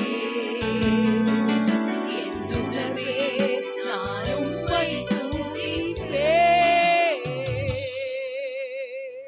பக்கத்துல கருத்து பிடிங்க. உணர்வு இருக்கா? உணர்வோட தான் இங்க இருக்கீங்களா? சொல்றாங்களே, கொஞ்சம் கூட உணர்வு இருக்குதா? இப்ப புரியுதாமா? அந்த உணர்வு எவ்வளோ வேலை செய்யுது. உணர்வு ரொம்ப முக்கியம் மகளே. அதுதான் ஆவியானவர் வேலை செய்யற ஸ்தலம். ஆவியானவர் அந்த உணர்வு. இதுவரைக்கும் திரும்ப சொல்ல, இந்த உணர்வு இதுவரைக்கும் செத்து போயிருக்கலாம். இந்த உணர்வு இதுவரைக்கும் என்ன செய்யலாம், செத்து போயிருக்கலாம். ஆனா இன்றைய நாளிலிருந்து அந்த வார்த்தை சொல்லிட்டே இருப்பா, சர்வ வல்லவருடைய சுவாச காற்று எனக்குள்ள என்ன பண்ணுச்சு, உயிர் கொடுத்தது. உயிர் கொடுத்தது. சர்வ வல்லவருடைய சுவாச காற்று எனக்கு உயிர் கொடுத்தது. இப்ப திரும்பவும் வாசிங்க, எபேசியர் 3:20 வாசிப்பா. எபேசியர் 3:20. நாம் வேண்டிக் கொள்ளுகிறதற்கும் நினைக்கிறதற்கும் மிகவும் அதிகமாய் நமக்குள்ளே கிரியை செய்கிற வல்லமையின்படியே. போதுமா? எப்படியாமா? இப்ப சொல்லுங்க. இப்ப மறுபடியும் வார்த்தைக்கு வருவோம். சொல்லுங்க, நமக்குள்ளே கிரியை. நல்லா அந்த வார்த்தை திரும்ப சொல்லுங்க. நமக்குள்ளே கிரியை செய்கிற வல்லமையின்படியே. அப்படின்னா ஒருவேளை நான் திரும்ப சொல்ல, இத்தனை நாள் நம்ம இருதயத்தை சொன்னோம் இருளும் வெளிச்சம்னு. ஆனா இப்ப இந்த உணர்வே வெளிச்சமா இருளா? அப்ப அந்த உணர்வுலயே அந்த உணர்வே இருளுக்குள்ள இருக்குதா வெளிச்சத்துக்குள்ள இருக்கான்னு நீங்க பார்க்கணும். அந்த உணர்வுலயே என்ன இருக்க கூடாது, இருள் இல்லாம அந்த உணர்வு அடிக்கடி ஆவியானவர் இந்த உணர்வுல வேலை செய்யுங்க, ஆவியானவர் இந்த உணர்வுல வேலை செய்யுங்க. எனக்குள்ளே கிரியை செய்கிற வல்லமையின்படி. அது எந்த வல்லமை? சர்வ வல்லவருடைய வல்லமை. நல்ல கரந்தட்டுமா. நல்ல சர்வ வல்லவருடைய உயிர். சர்வ வல்லவருடைய உயிர் என்னுடைய உணர்வை உயிர் உள்ளதாக்குது. அப்போ என்னுடைய உணர்வுல யார் வேலை செய்யறா? சர்வ வல்லவருடைய உயிர். சர்வ வல்லவர் யாரு? தேவனுடைய ஆவியானவர். அதனால்தான் தேவனுடைய ஆவியானவருடைய வல்லவர் உங்களுக்கு உயிர் கொடுத்தது. அதான் சொல்றேன், இந்த ஆவி தேவன் வாசம் பண்ணுகிற ஆழமான ஒரு ஸ்தலம். அப்போ இந்த உணர்வு இதுவரைக்கும் என்ன ஆயிடுச்சு, செத்து கிடந்தது. அப்பதான் ஏசப்பா மத்தியஸ்தராக வந்து, எப்படி ஏசப்பா மத்தியஸ்தராக, அதாவது சரீரத்துக்கும் ஆவிக்கும் நடுவுல யாரு? நம்ம ஆத்துமா. அந்த ஆத்துமாவில மத்தியஸ்தரா ஏசப்பா வந்து நம்ம இருதயத்தை அப்படியே சுத்திகரிச்சாரு. இப்ப சுத்திகரிக்கிறனால ஆவியானவரினுடைய உணர்வை உயிர் உள்ளவராக்கி கொண்டிருக்கிறார். என்னை யாரெல்லாம் தன்னை ஒப்பு கொடுக்கிறாங்களோ, என்னுடைய உணர்வுல வேலை செய்யுன்னு சொல்லி யாரெல்லாம் நம்மளுடைய உணர்வை சர்வ வல்லவருக்கு. அதனாலதான் நான் வேண்டிக் கொள்ளுகிறதுக்கும் நான் நினைக்கிறதுக்கும் மிகவும் அதிகமாய் எனக்குள்ளே கிரியை செய்கிறேன். இப்ப மறுபடியும் சாலமோன்ட்ட வருவோம். இப்ப சாலமோன் இந்த ஏராள ஜனங்களை நடத்துறதுக்கு எனக்கு என்ன இல்லைன்னு சொன்னாரு? ஞானமுள்ள இருதயத்தை எனக்கு தாங்கன்னு கேட்டார். ஆனா தேவன் என்ன சொன்னாரு? இல்ல ஞானமுள்ள உணர்வுள்ள இருதயம். ஞானமுள்ள. ஏன்னா இந்த உணர்வை கொஞ்சம் நீ இந்த உணர்வை கொஞ்சம் நீ ஆவியானவர்கிட்ட கொடுத்துரு. இந்த உணர்வுல வாசம் செய்யுங்க. இந்த ஜனங்களை எப்படி நடத்துறதுன்னு எனக்கு தெரியல, இந்த வேலையை எப்படி செய்யறதுன்னு எனக்கு தெரியலன்னு இந்த உணர்வை நீ என்ன செய்ய, ஆவியானவர்கிட்ட கொடுத்துட்டீங்கன்னா, அல்லது சர்வ வல்லவர் வாசம் பண்றதுக்கு கொடுத்துட்டீங்கன்னா, அல்லது சர்வ வல்லவர் வேலை செய்யறதுக்கு கொடுத்துட்டீங்கன்னா, அதுக்கப்புறம் தான் சொல்றாரு, நீங்கள் வேண்டிக் கொள்ளுகிறதுக்கோ நீங்கள் நினைக்கிறதற்கு மிகவும் அதிகமாய். ஏன்னா சாலமோன் இப்படி உணர்வுள்ள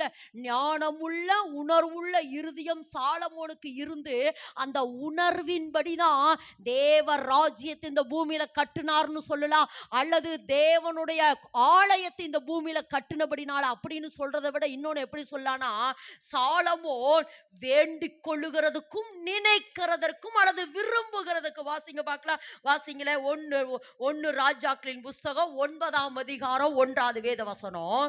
சாலமோன் கர்த்தருடைய ஆலயத்தையும் ராஜ அரமனையையும் தான் செய்ய வேண்டும் என்று விரும்பின எல்லாவற்றையும். சொல்லுங்க, விரும்பின எல்லாவற்றையும். திரும்ப சொல்லுங்க, விரும்பின எல்லாவற்றையும். சாலமோன், அதான் இந்த இடத்துல எனக்கு ரொம்ப பிடிச்சிச்சு. தேவன் வந்து சுயநலம் அல்லவர் என்பதை எப்படி சொல்ற அப்படின்னா, ஆமா, அதாவது சாலமோனே, நீ ஆலயத்தை கட்டுறது மட்டும் தான் உன்னுடைய ப்ராஜெக்ட். இந்த நீ சாலமோனே உன்னுடைய ஆலயத்தை கட்டுறதுக்கு எல்லாத்தையும் நான் உனக்கு கொடுக்குறேன் அப்படின்னு சொல்லி தேவன் கொடுக்கல. தேவன் என்ன செய்யல? கொடுக்கல. தேவன் என்ன செய்யல? கொடுக்கல.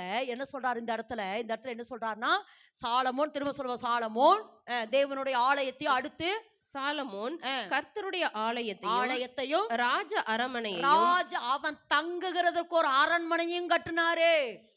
சாலமோன் ஆலயத்தை மட்டும் கட்டல, எதை கட்டினாரா? அது எப்படின்னா, ஆலயம் எத்தனை வருஷம் தெரியுமா கட்டினார்? சொல் தெரியுமா? ஆலயத்தை எத்தனை வருஷம் கட்டினாரு? 7 வருஷம் கட்டினார். ஆலயத்தை என்ன கீழே அந்த அதுலயே இருக்கும். கீழே சாலமோன் ஆலயத்தை 7 வருஷம் கட்டினார். அரண்மனைய 13 வருஷம் கட்டினார். மொத்தம் 20 வருஷம் கட்டி இருக்கிறான். ஆலயத்தை 7 வருஷம் கட்டினாரு, அரண்மனையை 13 வருஷம் கட்டினார். அப்போ அந்த 13 வருஷம் சாலமோன், என் ஆலயம் தான் எனக்கு முக்கியம், உன்னோட வீடெல்லாம் எனக்கு முக்கியம் இல்லை, உன்னுடைய அரண்மனையெல்லாம் முக்கியம் இல்லை அப்படின்னு சொல்லி தேவன் விடாம, நீ வேண்டுவதற்கும் நீ நினைக்கிறதுக்கும் மிகவும் அதிகமாய் நீ விரும்புகிறபடி, நல்லா சொல்றாரு இன்னைக்கு ஏசப்பா சொல்றாரு, நீ வேண்டுகிறதுக்கு நீ நினைக்கிறதுக்கும் மிகவும் அதிகமாய் அதனாலதான் 2 பேதுரு 1:3 வாசிமா. 2 பேதுரு 1:3. அதாவது இந்த பூமியில ஏதோ தேவனுடைய ஆலயத்தை மட்டும் கட்டினா போதும், அல்லது தேவ வேலையை மட்டும் செஞ்சா போதும், அல்லது ஊழியம் மட்டும் செஞ்சா போதும்னு சொல்லி தேவன் நம்மளை விரும்புகிறவர்களை வாசிங்க. 3 வாசிங்க. தமது மகிமையினாலும், தம்முடைய மகிமையினாலும் காருண்யத்தினாலும் நம்மை அழைத்தவரை அறிகிற அறிவினாலே ஜீவனுக்கு, நல்ல விளைக்குமா? ஜீவனுக்கு, இந்த வார்த்தை சொல்லுங்க, ஜீவனுக்கும் தேவ பக்திக்கும் வேண்டிய யாவற்றையோ அவருடைய திவ்ய வல்லமை நமக்கு கொடுக்கிறது. என்ன சொல்றாரு? ஜீவனுக்கு. சொல்லுங்க, ஜீவன் அப்படின்னா இந்த இடத்துல வாழ்வாதாரம், அல்லது நான் இந்த பூமியில வாழ்றதுக்கு எனக்கு என்ன வேணும்? ஒரு வீடு வேணும். வேணுமா வேண்டாமாமா? ஒரு வீடு வேணும். அடுத்து எனக்கு ஒரு கார் வேணும், அல்லது என்னுடைய பிள்ளைகளுடைய தேவைகள், என் பிள்ளைகளுடைய காரியங்கள், படிப்பு விஷயம், திருமண காரிய விஷயம், அடுத்து குழந்தைபா, அதெல்லாமே. அப்போ நான் ஜீவனுக்கு, சொல்லுங்க, ஜீவனுக்கு, அடுத்து தேவ பக்திக்கு அப்படின்னா இறைப்பற்றுடன் அப்படின்னு அர்த்தம். அதனுடைய அர்த்தம் அதாவது தேவ பக்தினா இந்த பூமியில நான் தேவனோடு இணைந்து வாழுவதற்கு. நல்ல விளங்கமா? ரெண்டுமே தேவை. எப்படியாம சாலமோனு தேவாலயத்தையும் கட்டினாரு, ராஜ அரண்மனையும் கட்டினாரு. அப்ப நான் இந்த உலகத்துல நான் வாழுகிறதுக்கும் எனக்கு வேண்டியது தேவை, நான் தேவனோடு சேர்ந்து வாழ்வதற்கு தேவையான அனுகூலங்கள் எனக்கு தேவை. ஆமென் என்று சொல்ல. அப்போ திரும்ப சொல்றேன், எனக்குள்ளே கிரியை செய்கிற வல்லமையின்படியே. அப்போ இன்னைக்கு என்ன சொல்றாருன்னா, என்னுடைய உணர்வுல எந்த வல்லமை கிரியை செய்தா? சர்வ வல்லவர். யார் வாசம் செய்யணும்? நல்லா சொல்லுங்க, என் உணர்வுல யார் வாசம் செய்யணும்? சர்வ வல்லவர். இந்த இடத்துல சொல்றாரு, சாலமோன் அந்த ஆலயத்தை கட்டுறதுக்கும் தேவன் தேவைகளை அவன் விரும்பினதுக்கு மேலான காரியத்தை செஞ்சாரு. அடுத்து ராஜ அரண்மனையை கட்டுறதுக்கு இன்னொரு வசனத்தை வாசிங்க பார்க்கலாம். இன்னொரு வேத வசனம் 2 நாளாகமும் 7:11 வாசிப்பா. 2 நாளாகமும் 7:11. இவ்விதமாய் சாலமோன் கர்த்தருடைய ஆலயத்தையும் ராஜ அரண்மனையும் கட்டி தீர்த்தான். கர்த்தருடைய ஆலயத்திலும் தன் அரண்மனையிலும் நல்ல பாருங்க, ரெண்டையுமே கர்த்தர் சொல்றாரு. ஆண்டவர் சுயநலமானவர் அல்ல. நீ ஊழியம் மட்டும் ஓடு, வேற உனக்கு தேவையானதெல்லாம் ஒண்ணு இங்க சம்பாதிக்காத அப்படியெல்லாம் கர்த்தர் சொல்லல. உனக்கு தேவையானது, ஏன்னா நீ ஊழியம் செய்யறதுக்கே உனக்கு தேவையான எல்லா அனுகூலங்களையும் கர்த்தர் உங்களுக்கு தருவார். ஆமென் என்று சொல்ல. அப்ப உனக்கு அதையும் தருவார். இப்ப வாசிப்பா, மறுபடியும் வாசிமா. இவ்விதமாய் சாலமோன் கர்த்தருடைய ஆலயத்தையும் ராஜ அரண்மனையையும் கட்டி முடித்தான். கர்த்தருடைய ஆலயத்திலும் தன் அரண்மனையிலும் சாலமோன் செய்ய நல்ல வார்த்தை, சாலமோன் செய்ய மனதாயிருந்த அனுகூலமாயிற்று. மனதாயிருந்த யாவும் அவனுக்கு என்ன ஆயிட்டாவா? அனுகூலமாயிருச்சு. அப்ப நல்லா விரும்பி சொல்லுமா, ஆண்டவரே இந்த பூமியில சொல்லுங்க, ஜீவனுக்கும் தேவ பக்திக்கு. அதைத்தான் முக்கியமா இன்னைக்கு நம்ம ஆவியானவர் எனக்கு சொல்றாரு. நேற்று தினத்துல இந்த வசனத்தை திரும்ப சொன்னாரு. சொல்லுங்க, ஜீவனுக்கும் தேவ பக்திக்கும் வேண்டிய யாவற்றையும் திவ்ய வல்லமை எனக்கு கொடுக்கும். ஜீவனுக்கும் தேவ பக்தி. திரும்ப அந்த வார்த்தை சொல்லுங்க. இந்த பூமியில நான் வாழுகிறதுக்கு ஜீவனுக்கும் தேவ பக்திக்கும், ஜீவனுக்கும் தேவ பக்திக்கும். சாலமோன் தேவ ஆலயத்தை கட்டவும் தேவன் அனுகூலமாய் இருந்தாரு. அவன் ஒரு வீட்டை கட்டவும், சொல்லுங்க, அவன் ஒரு அரண்மனை, வீடு சொல்ல அரண்மனை, சொல்லுங்க, இயேசுவின் நாமத்தில் எனக்கு அரண்மனைகள் உண்டாவதாக. அவன் அரண்மனை கட்டணும். அரண்மனை கட்டுகிறதுக்கு சாலமோனுக்கு தேவன் எப்படி இருந்தாரா? அவன் செய்ய மனதா இருந்தா. அப்படின்னு என்ன? நீங்கள் வேண்டுவதற்கும், நீங்கள் நினைக்கிறதற்கும், நீங்க விரும்புவதற்கும் மேலான காரியம் நல்லா எனக்குள்ள இதுதான். எனக்குள்ளே கிரியை செய்கிற சர்வ வல்லவருடைய சுவாச காற்று எனக்காக யாவையும் செய்து முடிக்கும். ஆமேன் என்று சொல்லலாமா? ஆமேன் என்று சொல்லலாமா? அதே போல இன்னொரு இடத்துல சொல்லலாம், எஸ்தர் இந்த பூமியில சாரி இஸ்ரவேல் யார் யூதகுல ஜனங்களை மீட்டெடுக்கணும் தேவன் ஒரு பெரிய திட்டம் வச்சிருந்தாரு. அப்போ அந்த திட்டத்தை நிறைவேற்றுகிறதுக்கு ஏகா ஏகா ஏகா யாருக்கு அடையாளம்? Yes, super. ஹோலி ஸ்பிரிட் அடையாளம். எஸ்தர் யாருக்கு அடையாளம்? எஸ்தர் யாருக்கு அடையாளம்? நமக்கு அடையாளம், மணவாட்டி அடையாளம். அடுத்து அகாசுவ ராஜா இயேசு கிறிஸ்துவ அடையாளம். ஏன்னா எதுக்கு இதை சொல்றேன்னா, இந்த ஏகாய் தான் உருவாக்கு, அதாவது எஸ்தரை உருவாக்கி அந்த 12 மாத வெள்ளை போலத்தினாலும், அடுத்து சுகந்த வர்க்கங்களினாலும், 6 மாத வெள்ளை போலத்தினாலும், 6 மாத சுகந்த வர்க்கங்களினாலும் என்ன செஞ்சாலும் சுத்திகரிச்சு சுத்திகரிச்சு சுத்திகரிக்கிறதுக்கு உதவி செய்யறது ஏகாய். ஏகாய், இந்த ஏகாய் பரிசுத்தாவியான அடையாளம். இப்படி சுத்திகரிச்சு இந்த ஏகாய் யாருக்கிட்ட கொண்டு போய் விடுறா? ஆகாசோ ராஜா. அதுதான் மணவாளனுக்கு அர்த்தம். அப்போ இந்த யாரு எஸ்தர் எதையெல்லாம் கேட்டாலோ, எதையெல்லாம் அந்த இடத்துல அந்த வசனம் இருக்கு. 2:9 வாசிமா. 2:9 எஸ்தரின் புத்தகம் 2:9 வாசிப்பா. அந்த பெண் அவள் பார்வைக்கு நன்றாய் இருந்ததினால் அவளுக்கு அவன் கண்களிலே தயை கிடைத்தது. ஆகையால் அவளுடைய சுத்திகரிப்புக்கு வேண்டிய யாவற்றையோ அவளுக்கு தேவையான மற்றவைகளையோ அவளுக்கு கொடுக்கவும் ராஜா அரண்மனையில் இருக்கிற 7 தாதிமார்களை அவளுக்கு நியமிக்கவும் ஜாக்கிரதைப்பட்டு கன்னிமாடத்தை சிறந்த ஒரு இடத்திலே அவளையும் அவள் தாதிமார்களையும் வைத்தான். அந்த இடத்துல வாசிக்கிறோம். ஏன்னா இப்ப இந்த இடத்துல என்ன சொல்றேன்னா, எஸ்தர் மேல தேவன் ஒரு பெரிய திட்டத்தை வச்சிருக்கிறாரு. அப்போ அந்த திட்டத்தை நிறைவேற்றுகிறதுக்கு ஏகாய் மூலமாய் ஏகாய் கிட்ட இந்த எஸ்தர் போய் கேட்க, எதையெல்லாம் கேட்க. அது மட்டுமா? அதுதான் சொல்ற, வேண்டுவதற்கும் நினைக்கிறதுக்கு அது மட்டும் கொடுக்கல. இந்த 7 தாதிமார்களை வச்சுக்க, உனக்கு என்ன வேணுமோ இவங்க உனக்கு செய்வாங்கன்னு சொல்லி சிறந்த இடத்துல இந்த ஏகாய் கொண்டு போய் எஸ்தரை வைத்தது போல இன்னைக்கு கர்த்தர் சொல்றாமா, உனக்குள்ளே வாசம் பண்ணுகிற சர்வ வல்லவர் நீ வேண்டுவதற்கு நினைக்கிறதுக்கு மிகவும் அதிகமா உனக்குள்ளே கிரியை செய்கிற வல்லமை. அதுதான் உணர்வு. உணர்வுல சர்வ வல்லவர். உனக்குள்ளே உணர்வுக்குள்ள சர்வ வல்லவருடைய சுவாசம் உனக்குள்ள உயிர் கொடுத்தது மாத்திரமல்ல, எதையெல்லாம் நீ விரும்புறாயோ, ஆமேன் என்று சொல்லலாமா? ஆமேன் என்று சொல்ல, எதையெல்லாம் நீ விரும்புகிறாயோ மகளே, அதையெல்லாம் தேவன் கொடுப்பாரு. நீ நினைக்காத, ஒருவேளை இதுவரைக்கும் உணர்வுல இருள் இருந்தது, அதனால நெகட்டிவாவே பேசி நெகட்டிவாவே திங்க் பண்ணி அவளாதான் இப்படியே நம்ம வாழ்க்கை எல்லாம் மகளே. இன்னைக்கு நீ சொல்லு, இதுவரைக்கும் உன்னுடைய உணர்வு செத்து போயிருக்கலாம். ஆனா இன்றைக்கு உன்னுடைய உணர்வு என்ன ஆகுதாமா? இதுவரைக்கும் உங்க உணர்வு எப்படி இருந்தது?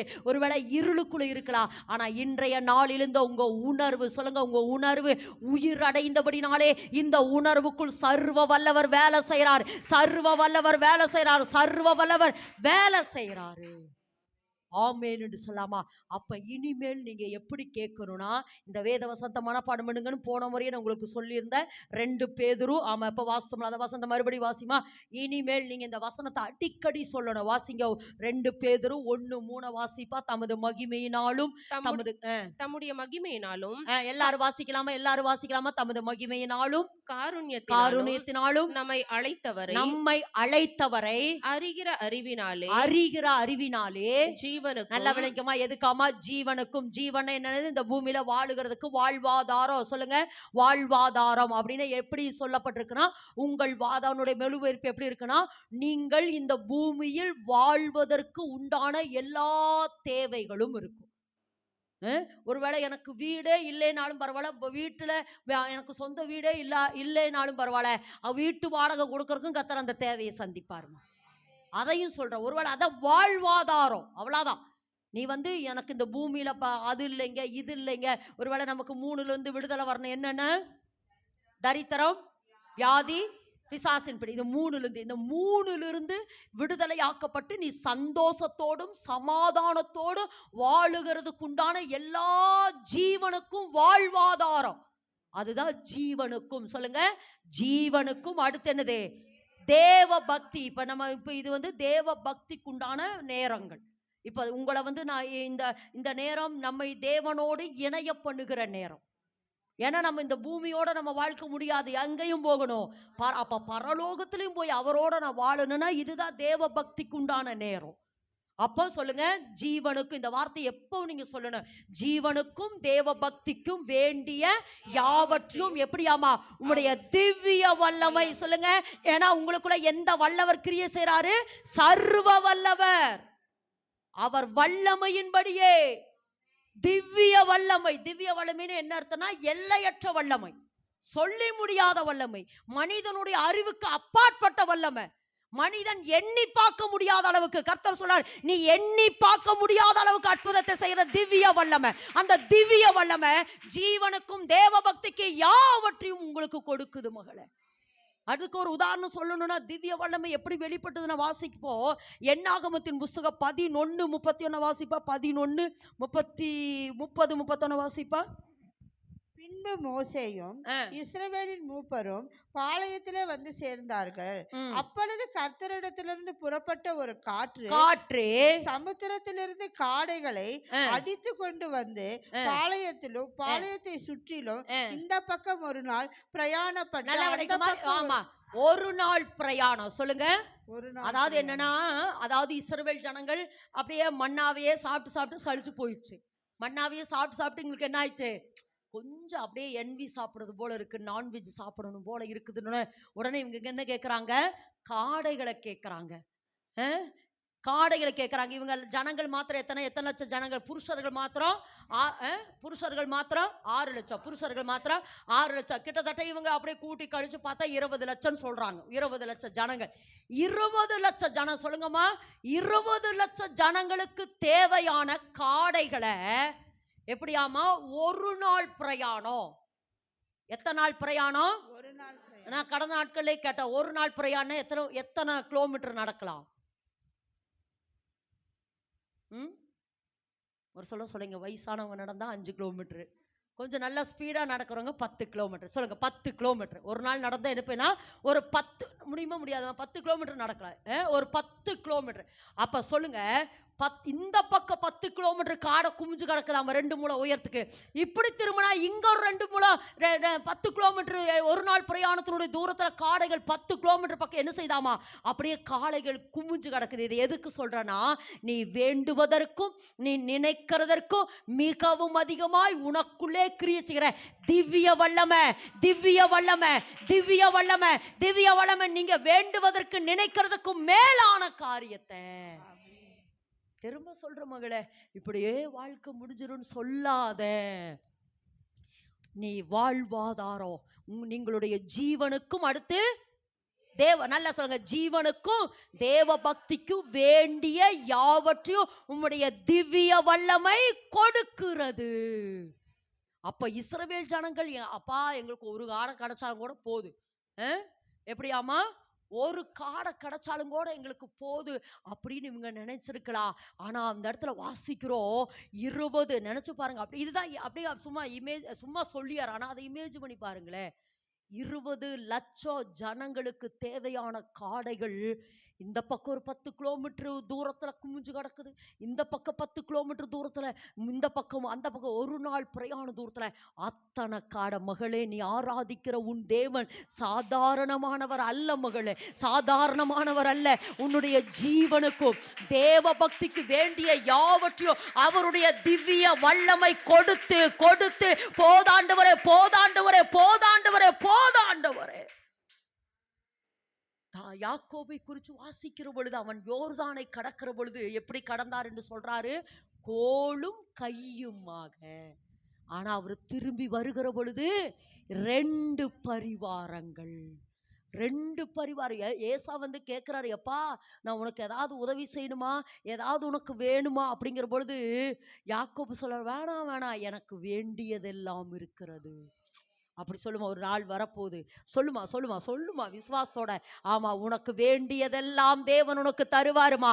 எதை நீ விரும்ப கர்த்தர் சொல்றாருமா. ஏன்னா ஏசப்பாக்காக நீங்க படுகிற பிரயாசம், ஆமா ஆமா, படுகிற பிரயாசம் கர்த்தருக்குள் நீங்கள் படுகிற பிரயாசம் விருதாவாய் இராதென்று அறிந்து அசையாதவளாய் உறுதிப்பட்டவளாய் நில்லுங்க.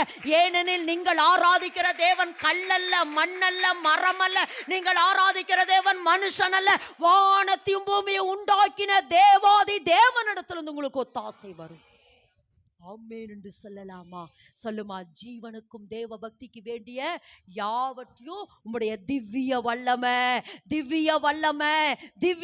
இப்ப இந்த திவ்ய வல்லமை எங்க உள்ள இருக்கு? எதுக்குள்ள இருக்குது? உணர்வு. திவ்ய வல்லமை என்ன இருக்குது? திரும்ப சொல்லுங்க, திவ்ய வல்லமை எங்க இருக்குது? ஏன்னா ஆமா, சர்வ வல்லவருடைய சுவாச காற்று உங்களுக்கு முதல்ல என்ன கொடுத்துச்சு? உயிர் கொடுத்தது. அடுத்து என்ன பண்ணுச்சு? உணர்வுள்ளவர்களாக்கிருச்சு.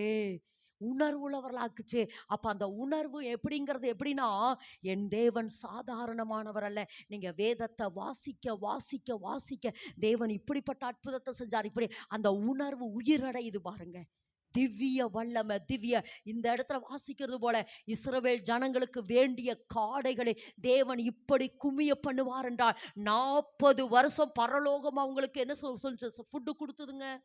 40 வருஷம் ஃபுட்டு கொடுத்தது. அப்பா பரலோகத்தில் அப்பா எவ்வளவு காரியங்களை தேவன் நமக்காக வச்சிருக்க. அப்ப இன்னைக்கு கர்த்தர் சொல்றார், சொல்லுமா, இயேசுவின் நாமத்துல நான் கையிட்டு செய்கிற வேலைகளை எல்லாம் ஆசீர்வதிக்கும்படி கர்த்தர் தமது நல்ல பொக்கிஷசாலையாகிய வானத்தை திறக்கிறார்.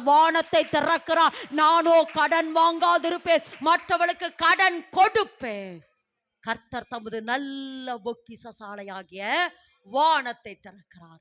ஓரளவுக்கு புரிஞ்சிருச்சாமா? நல்லா புரிஞ்சுச்சோ? ஓரளவுக்கு புரிஞ்சுச்சா? நல்ல உணர்வு. ஓகேவாமா? இப்ப மறுபடியும் 45 வாசிங்க. வெண்கல கதவுகளை வாசிங்க. அந்த வார்த்தையை வாசிப்பான்.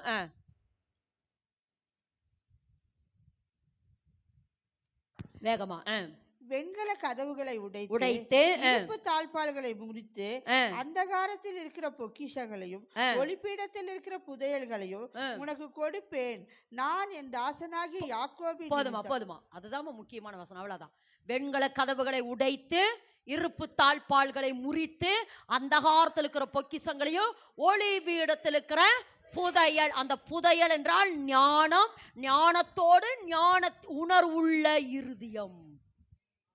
ஆமென் என்று சொல்ல. ஏன்னா அந்த ஞானம் என்பது ஞானமுள்ள உணர்வுள்ள இருதயம். ஆமென் என்று சொல்லாமா? ஏன்னா அந்த ஞானமும் எங்கதான் இருக்குதுன்னா, தேவன் ஞானம் உள்ளதா, அந்த உணர்வுல தான் இருக்குது. ஓகேவாமா? சரி, ஓகே. இப்போ திரும்ப சொல்றேன்.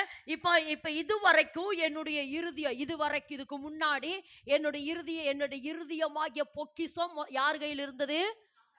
அந்தகாரத்துக்குள்ள இருந்தது. அடுத்து ஒளிபீடத்தில் இருக்கிற புதையல் எங்க இருந்தது? அதுவும் சாத்தான் கையில் இருந்தது. உணர்வுகளும் எங்க இருந்தது? சாத்தான் கையில் இருந்தனால நான் பேசுற வார்த்தையெல்லாம் எப்படிதான் இருந்தது? வெண்கலமா வந்துச்சு. அதுக்கப்புறம் எப்படி வந்துச்சு? இரும்பு தாழ்பால். எனக்கு நானே நுகத்தை போட்டுக்கிறேன், எனக்கு நானே நியாய தீர்ப்பு கொடுத்துக்கிறேன். அவளாதான், இதுக்கு மேல நான் இப்படியே என்ன செஞ்சிருவேன், இதுக்கு மேல எழும்ப மாட்டேன், என்னுடைய பிசினஸ் அவளாதான், என்னுடைய வேலை அவளாதான், என்னுடைய ஊழி அவளாதான், என்னுடைய சரீரம் அவளாதான்னு எனக்கு நானே என்ன செஞ்சுட்டேன்? எப்படி யாக்கோபு தனக்குத்தானே நுகத்தை போட்டு நான் பாதாளத்துக்கு போவேன், நான் மரணம் என்னை சந்திக்கும், நான் துக்கத்தோட பாதாளத்துக்கு போவேன் என்று அவனுடைய வாயே அவனுக்கு நியாய தீர்ப்பு கொடுத்தது. ரெபேக்காள், அவளுடைய வாயே அவளுக்கு நியாய தீர்ப்பு கொடுத்தது. அப்புறம் இன்னொருத்தர் யாரு சொன்னா? அப்படி 3 பேர்த்த சொன்னா. யாக்கோபு, ரெபேக்காள் 3 பேர்த்த சொன்னா. யாரு? சிம்சோனா. அப்படி அவன் சிம்சோன். அப்படி அவங்களே நியாய தீர்ப்பு கொடுத்து அந்த நியாய தீர்ப்பை வாங்கிட்டாங்க. எதனால? வாயின் வார்த்தை. எதனால? அவங்களுடைய இருதயம் இருளுக்குள்ள, உணர்வு இருதயக்குள்ளனால. இப்போ என்னுடைய இருதயம், சொல்லுமா, என்னுடைய இருதயமும் என்னுடைய உணர்வு எதுக்குள்ள இப்ப வந்துருச்சு? வெளிச்சத்துல. நல்லா கரந்தட்டி சொல்லுங்க அந்த வார்த்தையை. என்னுடைய உணர்வு. ஏன்னா ஆவியானவர் அசைவாடுறார். என்னுடைய உணர்வுகளில் ஆவியானவர் அசைவாடுகிறார். என்னுடைய பொக்கிஷமாகிய என் இருதயத்தை ஏசப்பா ரத்தத்தினால சுத்திகரிக்கப்பட்டபடினாலே இனி என் வாயிலிருந்து எந்த வார்த்தை வரக்கூடாது? வெண்கலமான வார்த்தை வரக்கூடாதுமா. சொல்லுமா, வரக்கூடாது. வெண்கலங்கள் நியாயத்தீர்ப்பு. எனக்கு நானே சபிக்கிறது, எனக்கு நானே நியாயத்தீர்ப்பு போட்டுக்கிறது, எனக்கு நானே சாப வார்த்தையை போட்டுக்கிறது. இனிமேல் இப்படி இப்படிப்பட்ட வார்த்தைகளை ஆமா இனிய நாவிலிருந்து வராது. இனிய நாவிலிருந்து என்ன செய்யாது? அப்ப என்ன பண்ணணும்? அப்ப நான் என்ன செய்யணும்? வாசிங்க பார்க்கலாம். நீதிமொழியின் புஸ்தகம் 13:14 வாசிப்பா. 13:14. இப்ப நான் திரும்ப சொல்றேன், உங்க உணர்வுக்குள்ள இப்ப யார் வந்துட்டா? ஆமா, பரிசுத்தாவியானவர் சர்வ வல்லவர் வந்துட்டாரு. இப்ப வாசிப்பா 13:14. ஞானவான்களுடைய போதகம் ஜீவ ஊற்று. அப்ப நீங்க இது எதை பேசணும்? இனிமேல் எதை பேசணும்? ஜீவன் ஜீவன் சொல்லுங்க. இப்போ நீங்க என்னவா மாறிட்டீங்க? இதுவரைக்கும் உங்க ஞானத்தை அல்லது உங்க உணர்வை யாரு கையில் இருந்தது? சாத்தான் கையில் இருந்தது. ஆனா இப்ப ரிலீஸ் ஆயிருச்சா இல்லையா? ரிலீஸ் இப்ப பேச பேச உங்களுக்கு ரிலீஸ் ஆயிருச்சு. அப்ப ரிலீஸ் ஆனபடினாலே இப்ப உங்க உணர்வு தேவனுடைய உணர்வாக அல்லது உணர்வு சர்வ வல்லவருடைய உணர்வாக அல்லது உங்க உணர்வுல ஆவியானவர் உலாவுறபடினாலே இனி இப்ப நீங்க ஞானவானா நீங்க மாறினபடினாலே உங்க வாயிலிருந்து எதுதான் வரணும்? ஜீவன் வரணும், அல்லது ஜீவ வசனம் வரணும், அல்லது ஜீவ ஊற்று வரணும். இன்னொரு வார்த்தை வாசிங்க பார்க்கலாம். நீதிமொழிகள் 10:11. 10:11. நீதிமொழிகள் 10:11. நீதிமானுடைய வாய் ஜீவ ஊற்று. நல்லா சொல்லுங்க. நீதிமானுடைய வாய். திரும்ப சொல்லுங்க. நீதிமானுடைய வாய். அதாவது ஆதாம் பழத்தை சாப்பிட்டதினாலே அவனுக்கு பாவம் மனுஷன். அவன் எந்த மனுஷன்? பாவ மனுஷன். இப்ப ஏசப்பா ரத்தத்தை சிந்தி என்னுடைய இருதயத்தை கழுவிட்டார். அப்ப இப்ப நான் யாரு? நீதிமான். நான் யாரு? டவுட்டா? அதுதான் பேசிக்க. நீங்க யாராமா? அதை திரும்ப சொல்றேன். ஏசப்பா ரத்தத்தை சரீரத்தை நான் பானம் பண்றனால நான் ஒரு நீதிமான் மகனே. இப்ப நீங்க யாரு? அதுல டவுட்டே வரக்கூடாது. நீங்க யாரு? திரும்ப சொல்லுங்க. நீங்க யாரு? அதாவது ஒரு காலத்துல நான் பாவியாத்தான் இருந்தேன். ஆனா ஏசப்பா ரத்தத்தை சரீரத்தை பானமன என்னவா மாறிட்டு இருக்கிறேன்? நீதிமான். இப்ப நீதிமானுடைய வாய் ஜீவ ஊற்று. ஜீவனை பேசு. ஜீவன் என்பது எது கடையாளம்? வசனத்துக்கு அடையாளம். வசனம் ஆதியிலே வார்த்தை இருந்தது, அந்த வார்த்தை தேவனாயிருந்தது, அந்த வார்த்தை தேவனிடத்தில் இருந்தது, அந்த அவருக்குள் ஜீவன் இருந்தது, அந்த ஜீவன் மனுஷனுக்கு ஒளியாயிருந்தது. ஒருவேளை உங்க பொக்கிஷத்துல உங்க உணர்வுகளில இருள் இருந்துச்சு. அப்போ ஒருவேளை இருள் இருக்கலாம், ஒருவேளை இருந்திருக்கலாம் என்னை அறியாமையே. ஆனா நான் வசனமாகிய வெளிச்சத்தை வாயினால பேச என்னுடைய எல்லா அட்மாஸ்பியரும் வெளிச்சமாகுது. நல்லா கரந்தட்டுமா? நல்லா கரந்தட்டு. நல்லா வெளிச்சம். இந்த வெளிச்சம் வெளியே மட்டுமில்லை, என்னுடைய உணர்வுகளுக்குள்ள, என்னுடைய பொக்கிஷ சாலைக்குள்ள அல்லது என்னுடைய பொக்கிஷமாகிய இருதயத்துக்குள்ள வெளிச்சம் வருது. இப்ப போன முறையே சொன்னேன். அதாவது நம்ம இருதயம் அந்த காலத்துல இருந்தனால நல்ல சாபமான வார்த்தை, சபிக்கப்பட்ட வார்த்தை பேசணும். ஆனா என்னுடைய இருதயம் இப்ப வெளிச்சமாக ஆக ஆக இருதயத்தின் நிறைவு வாய் பேசு. அப்ப வெளிச்சம் வர வர வர வர வசனத்தை பேசு, வார்த்தையை பேசு. கடந்த நாட்களிலே சொன்னேன், எனக்கு கடன் இருக்கிறது உண்மை. எனக்கு இப்ப ஒரு 10 லட்சம் இல்ல, இயேசுவின் நாமத்துல கடன் இருக்கிறது எனக்கு உண்மை. 10 லட்சம் கடன் இருக்குதுன்னா உண்மை. ஆனா அது உண்மை. நல்லா சொல்லுங்க. ஐயோ எனக்கு 10 லட்சம் கடன் இருக்குது, எனக்கு 10 லட்சம் கடன் இருக்குது, 10 லட்சம் கடன் இருக்குது அப்படிங்கிறது உண்மை. ஆனா நான் கடன் வாங்காமல் இருப்பேன் என்பது சத்தியம். அந்த சத்தியம் என் வாழ்க்கையில கிரியை சேர்க்க இயேசு எனக்காக கிரயம் பண்ணிட்டாரு. அதனால இனி நான் கடன் வாங்காதிருப்பேன், மற்றவர்களுக்கு கடன் கொடுப்பேன்.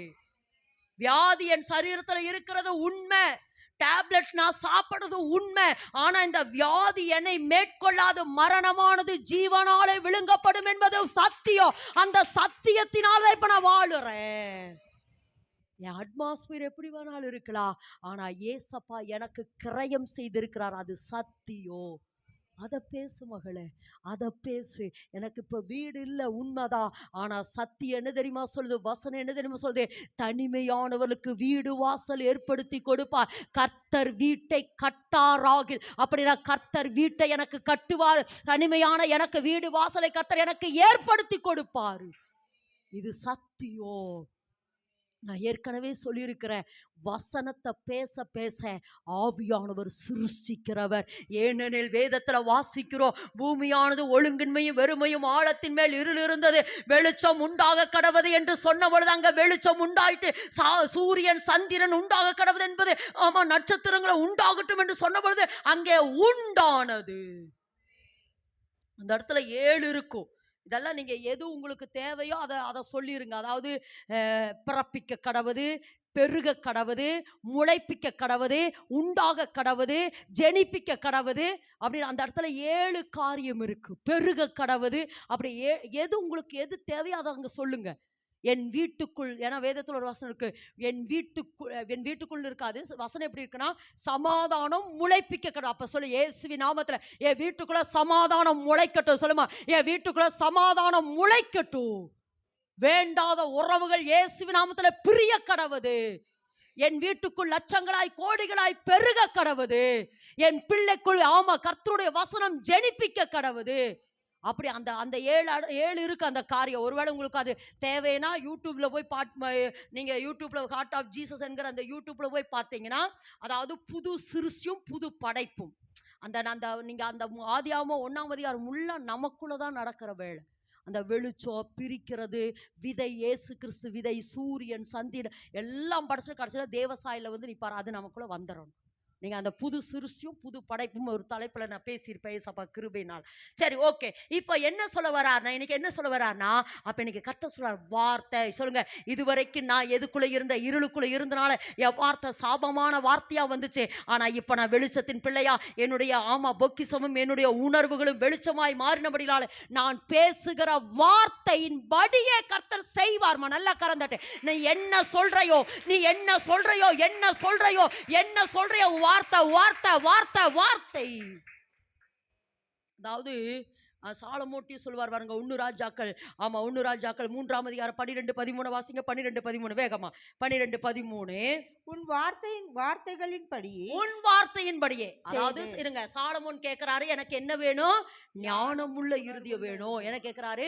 எனக்கு இந்த ஜனங்களை நடத்துறதுக்கு ஞானம் இல்லை, அதனால எனக்கு என்ன வேணும்? ஞானமுள்ள இருதயம் வேணும்னு கேட்ட உடனே தேவன் சொல்லார், இல்ல சாலமோனே, ஞானமும் உணர்வும் உள்ள இருதயத்தையும் தருவேன்னு சொல்லிட்டு அடுத்து கீழே சொல்றாரு, நீ கேளாத ஐஸ்வர்யத்தை நான் உனக்கு தருவேன். அதுதான் நீ வேண்டிக் கொள்ளுகிறதுக்கு நினைக்கிறதுக்கு மிகவும் மிகவும் அதிகமாய் அதிகமாய் உனக்குள்ளே கிரியை செய்கிற வல்லமை. உன் வார்த்தையின்படி. அடுத்து வாசிங்க பார்க்கலாம், யாத்திரையாகமம் 33:17 வாசிப்பா. யாத்திரா 33:17. அப்பொழுது கர்த்தர் மோசேயை நோக்கி, நீ சொன்ன இந்த வார்த்தையின்படியே செய்வேன், என் கண்களில் உனக்கு கிருபை கிடைத்தது. இந்த இடத்துல சொல்றாரு, மோசே கிட்ட சொல்றாரு. இதை எதுக்கு சொல்றேன்னா, இவங்கெல்லாம் லீடர்ஸுகள். இவங்கெல்லாம் யாருன்னா, சாலமோன் ஒரு லீடரு, தேவாலயத்தை கட்டுறதுல. மோசே இஸ்ரவேல் ஜனங்களை வழி நடத்துறதுல லீடரு. அடுத்து பார்த்தீங்கன்னா எலியா, கர்த்தரே தெய்வம் என்று எதுக்கு இதை சொல்றேன்னா, அப்ப இன்னைக்கு கர்த்தர் சொல்றாரு, இந்த உணர்வு நல்லா, இதுதான் முக்கியம். உங்க உணர்வுகள் சரியாயிட்டா, சொல்லுங்க, உங்க உணர்வுகள் சரியாயிட்டா நீங்க பேசுறது மகிமையாதான் இருக்கும். நீங்க பேசுற வார்த்தை வசனமா தான் இருக்கு. நான் காலையில் சொல்ல பார்த்தியா, நான் இப்படி சொல்லணும்னு நினைச்சேன், ஆனா ஆவியானவர் என் நாவை இப்படி திருப்பிட்டார். நீ இப்படி நெகட்டிவா பேசாத, இப்படி பேசு என்று ஆவியானவர் என் நாவை என்ன பண்ணாரு? திரும்ப. அப்ப இன்னைக்கு கர்த்தர் சொல்றாருமா, அதாவது உன்னுடைய எந்த சிச்சுவேஷனா இருந்தாலும் சரி, இனிமேல் சிச்சுவேஷனை பேசாத, சூழ்நிலையை பேசாத. அந்த சூழ்நிலையில் உனக்கு என்ன நடக்கணுமோ அதை பேசு.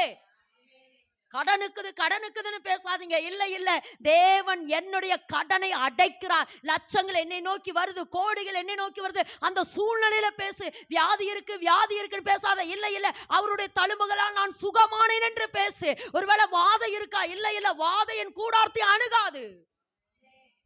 ஆமென் என்று சொல்லலாமா? வாதையின் கூடாரத்தை அணுகாது. சொல்லிட்டேரு. இல்ல, பிசாசின் பிடியிலிருந்து விடுதலையாக்க இயேசு வந்தாரு, நன்மை செய்கிறவராக சுற்றி திரிந்தாரு. நான் இனி பிசாசின் பிடியில இருக்க கூடாது. வார்த்தையை பேசு. மோசேட்ட சொல்றாரு, அதாவது இந்த இடம் பயங்கரமான ஒரு இடம். இந்த இடம் அதாவது நிறைய இடத்த, அந்த இடத்த மோசே வார்த்தையின்படியே ஒரு இடத்த சொல்வாரா, நானும் உம்முடைய ஜனங்களும் விசேஷமானவர் என்பதை விளங்க பண்ணுன்னு சொன்ன, உன் வார்த்தையின்படியே நான் செய்வேன்னு சொல்லுவார். அப்ப கர்த்தர் அதை விரும்புறாருமா? நம்ம சொல்லணும்னு விரும்புறாரு மகளே. ஆமா, பிரச்சனைய பேசாதீங்க. அந்த பிரச்சனையில என்ன நடக்கணும்? நீ சொல்லுகிறபடியே. ஆமா, நெறைய நேரம் நான் கொஞ்சம் சோர்ந்து போய் இருந்தேன்னா, எனக்கு உடனே இந்த வார்த்தை வரும். அவர் சொல்லாகும் கட்டளையிட நிற்கும். இன்னொரு பாட்டு ஒண்ணு இருக்கு. நீர் சொல்லி நடக்காதது ஏதோ அப்படின்னு நம்ம அவரை பார்த்து சொல்ல அவரு நம்மளை பார்த்து சொல்றாரு. இல்ல மலை, நீ சொல்லாதது நீ சொன்னாலும் நடக்கும். ஒரு இடத்துல இருக்கும், தேவனாலே கூடாத காரியம் ஒன்று. அடுத்து விசுவாசிக்கிறவனுக்கு எல்லாம் கூடும். அப்ப நீ பேசு பேசி இந்த டிரான்ஸ்ஃபர்மேஷனை தேவன் நமக்கு கொடுக்கணும். அப்போ இந்த இடத்துல சொல்வார் மோசேட்ட, அதாவது இந்த பயங்கரமான ஒரு இடம் இந்த இடம். அதாவது மோசே, இந்த ஜனங்க வணங்கா காலத்துல ஜனங்க, மோசே தயவு செய்து நான் இவங்களை நான் அழிச்சிட்றேன், உன்னை நான் பெரிய ஜாதி ஆக்குறேன், உன்னை அழிச்சிட்றேன். ஏன்னா இந்த ஜனங்க வணங்கா காலத்துல ஜனங்க எத்தனை முறை சொன்னாலும் உணர்வே இல்லை மோசே, உன்னை நான் பெரிய ஜாதி ஆக்குறேன்னு. மோசே ஆமா ஆமா ஆண்டவரை, இவங்க கீழ்ப்படியவே மாட்டேங்கிறாங்க, அழிச்சிருங்கன்னு சொல்லலை. ஆமா, நம்மளா தான் அப்படி சொல்லிடுவேன், எத்தனை நாள் தான் ஆண்டவர் அப்படின்னு நினைச்சிருப்போம். ஆனா மோசே அழகா சொல்லுவார் அந்த இடத்துல, தேவனே எவ்வளோ அற்புதத்தை செஞ்சு அந்த ஜனங்களை வெளியில நீங்க கூட்டிட்டு வந்தீங்க. இப்ப எகிப்தர்லாம் நம்பிட்டு இருக்கிறாங்க, அவங்களை கொண்டு போய் நீர் கானால சேர்ப்பீர்னு எகிப்தர்லாம் நம்பிட்டு இருக்கிறாங்க. நீங்க வழியில இவங்களை அழிச்சிட்டீங்கன்னா அவங்கள என்ன ஆண்டவரே சொல்லுவாங்க? தேவன் இவ்வளவு அற்புதங்களை செஞ்சு கொண்டு வந்துட்டு இப்படி பாதையில் கை விட்டுட்டார், என்ன ஆண்டவர் உங்க நாமம் என்ன தூசிக்க, அதற்கு சொல்வார், உம்முடைய நாமம் தூசிக்கப்படுமே அப்படின்னு. அப்படியா மோசே, உன் வார்த்தையின்படி அவர்களை மன்னித்தேன். அந்த வார்த்தை அப்படிதான் நம்ம சொல்லுவாசி, அந்த வார்த்தை உன் வார்த்தையின்படியே. அப்பொழுது கர்த்தர் உன் வார்த்தையின்படியே மன்னித்தேன். உன்னுடைய வார்த்தையின்படியே நான் நம்ம சொல்றோம்ல, தேவனுக்கு ஆலோசனை கொடுக்க முடியுமான்னு. ஆனா மனுஷனுடைய வார்த்தை அவர் கேட்கிறாரு பார்த்தீங்களா? யாரு? யாக்கோபு சொல்றார், நீர் என்னை விட்டு என்ன செய்யாதீங்க, போகாதீங்க, நீர் என்னை ஆசீர்வதித்தாலும் என்னை விட மாட்டேன்னு. உடனே அந்த இடத்துல நிற்கிறாரே, நின்னாவனா. அப்போ மனிதனுடைய வார்த்தைகளுக்கு ஒரு சில நேரம் நம்மளுடைய ஃபீலிங்களுக்கு கர்த்தர் அந்த உணர்வுகளுக்கு தேவன் ஒத்துழைப்பு கொடுக்கிறார், அல்லது அந்த உணர்வுகள் இருக்கிற வேதனைக்கு கர்த்தர் அற்புதத்தை செய்கிறார். அப்போ இந்த இடத்துல சொல்றார், சாலமோனுடைய வார்த்தையின்படி செய்த, அடுத்து மோசையினுடைய வார்த்தையின்படி செய்த, அடுத்து எலியாட்ட சொல்றார் உன் வார்த்தையின்படியே. எலியாட்ட சொல்லுவார், 1 ராஜாக்களின் புஸ்தகம் 17ஆம் அதிகாரம் 16ல வாசிக்கிற பொழுது உன் வார்த்தையின்படியே. அடுத்து பெரிய கேப்டன் யாருன்னா யாரு? யோசேப்பு. யோசேப்பு கிட்ட பார்வோன் சொல்லுவாரு, உன் வார்த்தையின்படியே இனி ஒருவனும் கையங்கால அசைக்க கூடாது. அப்ப கர்த்தர் சொல்றாரு, அந்த வார்த்தையை இனி நான் கனப்படுத்துவேன். இனி நீ என்ன வார்த்தை சொல்லுகிறாயோ, இனி என்ன வார்த்தை சொல்லுகிறாய், அந்த வார்த்தையை என்ன செய்வேன்? கனப்படுத்துவேன். அந்த மகளுக்கு டாக்டரே சொல்லிட்டாங்க, அவ்வளோதான். என்ன தெரியுமா சொல்லி வச்சிருந்தாங்களாமா, இங்க பாருங்க, நாங்க இந்த 24 மணி நேரம் இல்லை, இப்ப மணி 12, வெடியத்தால 5 மணி வரைக்கும் பார்ப்போம். ஏன்னா அவங்களுக்கு நிறைய பிரச்சனை, அந்த மகளுக்கு நிறைய பிரச்சனை. அதனால எந்த மருந்துமே என்ன பண்ண மாட்டேங்குது, சப்போர்ட் பண்ணவே மாட்டேங்குது. எந்த மருந்துமே சப்போர்ட் பண்ண மாட்டேங்குது. 5 மணி வரைக்கும் பார்ப்போம், 5 மணிக்கு மேல நாங்க என்ன செய்வோம், பாடி கொடுத்துருவோம்னு சொன்னவங்க. ஆனா இந்த வார்த்தை, நான் ஜீவனை வைக்கிறேன் என்கிற அந்த வார்த்தை அந்த மகளுக்குள்ள உயிரை கொடுத்ததுன்னா, இன்னைக்கு கர்த்தர் சொல்ற, சூழ்நிலையை பார்க்காத, வார்த்தையை பேசு மகளே, சூழ்நிலையை பார்க்காத, வார்த்தையை பேசு. ஒண்ணு மட்டும் சொல்லி நம்ம ஜெபிக்க போறோம். சரி, இப்போ முக்கியமான ஒரு காரியம். இப்போ ஓகேவா, உணர்வு உள்ளவர்கள், அந்த சர்வ உள்ளவர் தான் நம்ம உணர்வுக்குள்ள வேலை செய்யறாரு, இதெல்லாம் ஓகே. வார்த்தைனா என்ன வேணாலும் பேசலாமா? அதுதான் முக்கியம். வசனம் ஓகே, சரி, வசனம் தான் ஓகே. ஆனா நீங்க சொல்றது ஓகே, வார்த்தைனா எதை வேணாலும் பேசலாமா? வசனத்தை பேசணும். அதுவும் இந்த சூழ்நிலையில, அதாவது இப்ப உங்களுக்கு ஒரு வியாதி போராட்டம், அடுத்து பிள்ளையினுடைய ரட்சிப்பு, அல்லது குடும்ப சூழ்நிலை, அப்ப நீங்க கொஞ்ச நேரம் அப்படியே அந்நிய பாஷையில ஜெபிக்கணும். நல்லா விளங்கமா, இதுதான் முக்கியமான இடம். நீங்க அப்படியே, ஆண்டவரே இந்த சூழ்நிலையில நான் என்ன செய்யணும், நீங்க எதுல ஜெபிக்கணும்? அந்நிய பாஷையில ஜெபிக்க. இப்ப வாசிமா 1 கொரிந்தியர் 12ஆம் அதிகாரம் 8வது வேதவசனத்தை வாசிப்பா. 12:8. எப்படி எனில், ஒருவனுக்கு ஆவியினாலே ஞானத்தை போதிக்கும் வசனமும், வேறொருவனுக்கு அந்த ஆவியினாலேயே அறிவை உணர்த்தும் வசனம். போதுமா? இந்த இடத்துல சொல்றாரு 12 வரங்களை குறித்து பேசுற பொழுது, இப்போ ஒருவேளை என் பிள்ளைக்கு உடம்பு சரியில்லை அப்படின்னா, நான் ஜெபிக்கணும். ஆவியானவரே, நான் இந்த சூழ்நிலையில என்ன செய்யணுங்கிற பொழுது கர்த்தர் ஒரு வார்த்தை கொடுப்பார். என்ன செய்வாரு? கர்த்தர் ஒரு வார்த்தை. அப்ப அந்த வார்த்தை, அதனால தான் சொல்றாரு, ஆவியினாலே அறிவை உணர்த்தும் அறிவை உணர்த்தும் வசனம்.